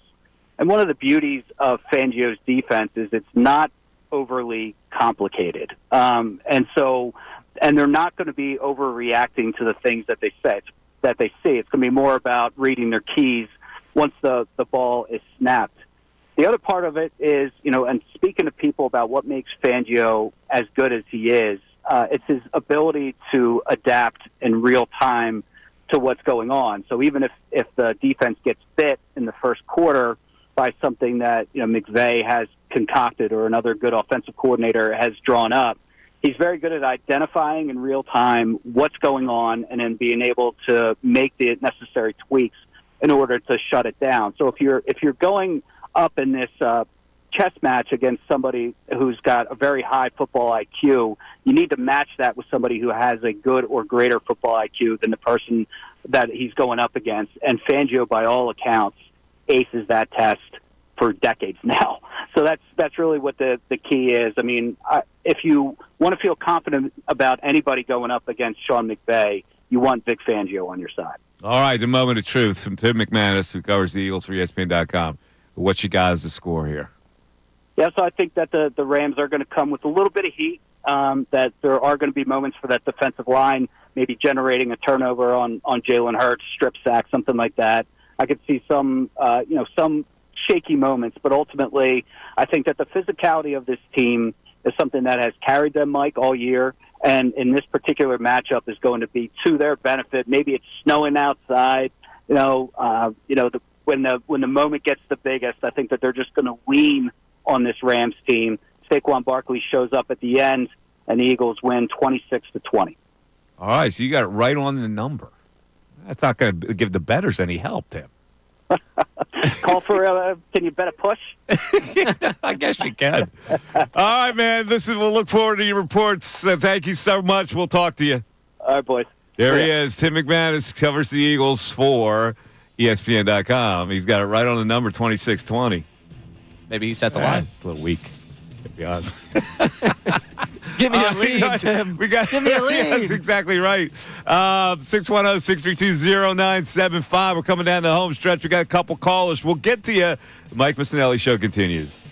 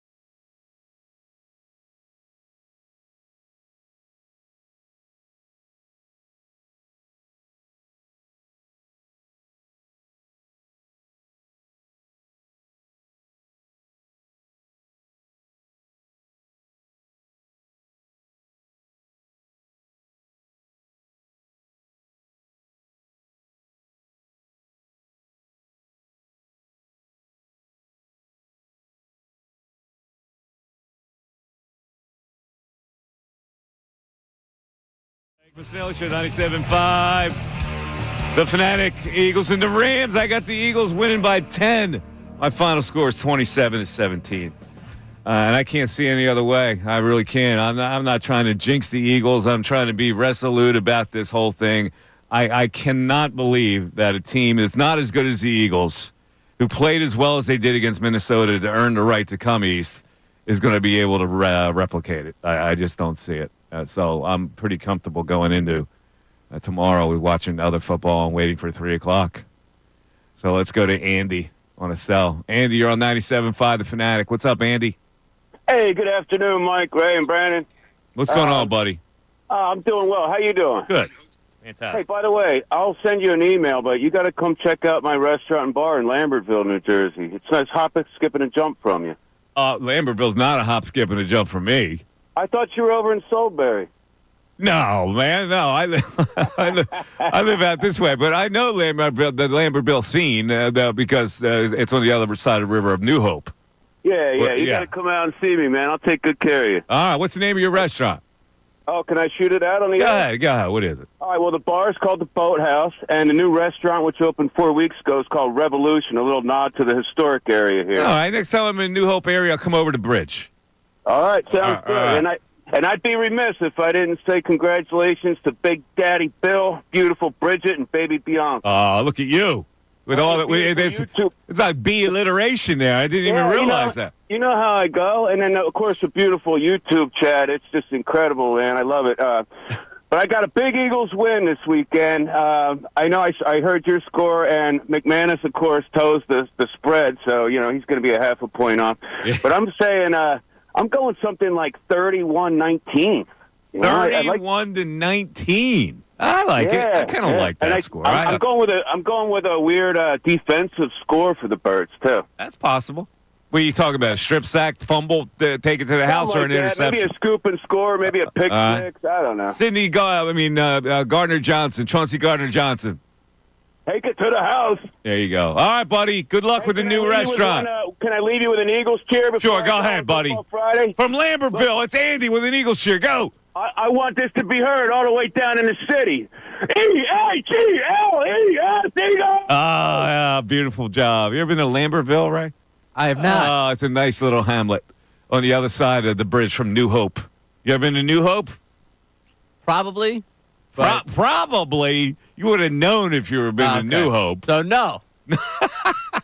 New Hope, a cute little town, very artsy type of town, little restaurants. I imagine at some point my family tried a nice night, maybe. After maybe they shot up there. A lot of people that work in New York somehow reside in New Hope. Because they get the best of both worlds. Right. They get the country and they commute up there. Yeah. All right, let's go to Ish. Ish in Michigan? What? This is Ish. Is this the Ish from Levittown, is it? Nah. This is an Ish from Michigan. We got two Ishes that listen to the show? Yeah. All right. Ish your wish. Go ahead. Yeah, look, born in Michigan, raised in Philly, always been an Eagles fan. And I can say from being in Michigan, a lot of Eagles fans and more Lions fans. And some of the fans here got common sense, not like the analytics on No, wait. You're telling me there are more Eagle fans in Michigan than Lion fans? Come on, Ish. Bro, I went 2 years ago when the Eagles opened their season up in Michigan. There was more Eagles fans than Lions fans. I find that hard to believe. Come on, man. You're disrespecting Lions. You got Bill disease. But no, I never liked the Lions growing up. I never liked the organization. Yeah, but look at them. Look at them now. They got a master general as their head coach. They're rolling. Well, sometimes the general makes mistake calls. I mean, you gotta understand they got no defense. And to me, honestly, Lions struggle with a mobile quarterback. Josh Allen proved it when he scrambles out of the pocket. Mm-hmm. Well, we'll see. We'll see. That game's coming up. Yeah, I'd be glad if Washington wins. I'd be glad. Yeah, that's not happening. No, my only question is that people need to hold off on Hurts, that, he's not passing, he's not doing this. I think it's like a cliche that people are saying that, and then he showed you what he can do against Pittsburgh. Yeah, I don't have any worries that he can't make a big throw. I've seen him make big throws, and I've seen him be a better passer en route to a MVP candidacy. This is what they do now, and he's not incapable of making a big throw. I just don't get it with people. Well, the thing is, the difference is between Hurts and the other quarterbacks. I mean, yeah, you could say that, yeah, he's not consistent or not. But when it counts, when you need him to do something, he's going to do something. You'll be like, what the hell? I totally agree with you. But the consistency part of it is what people are misguided about. When your rating is consistently at 111, you're doing something right. That's not a formula for losing, even though you're not throwing the ball 30 times. No. The rating, I think, tells a lot. All right, we got Carl on the cell. Carl, you're on 97.5 The Fanatic. Carl, we're going to close this out with a Sixer thought? Yes. Well, Go first ahead. I wanted to say I think this new age artist you were thinking about was Yanni. Yanni, that's right. But Tesh is in the same thing. You're right. Yeah, Yanni might be horrible music to me. He might be the doctor of new age music. Yanni. Yeah. Anyway, I've been a Sixers fan since '72 when they drafted Al Henry and they were 9-73. This organization has consistently made horrible draft picks, except for Barkley, Iverson, Cheeks, and Tony. Other than that, they've been a consistently horrible organization. What they're doing right now is criminal. And they want a new arena. Who's going to come to that new arena and see them still with a work in so-called progress? Well, you got 6 years you can build before people come through the door. So, yeah, it's not like they're going to watch this team in that new arena. Over under a half players on this roster right now that are on the roster that open up that arena. Maxey. Yeah. 1. I was going to say 1.5, but there's McCain? 1.5 might be. McCain. 1.5 might be not a bad line. Yeah. All right, time for closing arguments. Now, closing arguments on the Mike Missanelli Show. Brought to you by Lowenthal and Abrams Injury Attorneys. Injured in an accident, call 800-876-LAWYER or visit LowenThalAbrams.com. A lot of people saying that the Rams could be the upset of the weekend. They're just guessing. The people that say that want to think they could be smarter than someone else by, if it does happen, they look like a genius. If it doesn't happen, nobody cares and everybody forgot about it anyway. The Eagles are not going to lose this game at home. They're just not going to lose this game against a team that really had to play hard to earn the right to come here last week. I think there's going to be a little bit of attrition with the Rams. I don't think they're going to be able to score enough. I think that Eagles defense is going to hold them to less than 20 points. And if you hold them to less than 20 points, you win the game. Saquon Barkley, they're going to stop him all of a sudden, like he's the guy they're going to focus on, and they're going to shut down the Eagles. Well, if they do that, I guarantee you that Jalen Hurts is going to make a big play because A.J. Brown didn't get the ball last week, and they're going to make it a point to get him the ball. Even Kellen Moore, who's all busy with all these remote interviews with the Dallas Cowboys, can't forget that A.J. wants the ball, and he's going to prioritize it like in the past. So I got the Eagles winning, and yes, A.J. will be rating inner excellence, right, Ray? That's right. We're all going to find our inner excellence and our outer excellence this week. They're going to win that game by 8 points, 28-20. They win that football game. I've got the Rams getting to 20 points. I think they get there late in the game. And honestly, I think we're going to be a little nervous at the end of the first quarter, and then we're going to cruise by the time the second half starts. What's interesting about your prediction is that you are not even making Jake Elliott a factor. Oh, I think he misses one. We need something to talk about next week. You think he's going to miss one. So you just got the Eagles scoring 28 points is 4 touchdowns, and it doesn't matter if he misses a field goal. That's what you're saying. Missed field goal, sweat strip sack, and Kyron Williams puts one on the ground. All righty, ladies and gentlemen, get ready for another Eagles playoff win, and we'll be talking about the NFC title game. Everybody have a great rest of the night. Have a great weekend. Get all your food situated. 3 o'clock in front of that television. Root them on. Go Birds. Mike Missanelli Show. Have a good weekend. Bye-bye.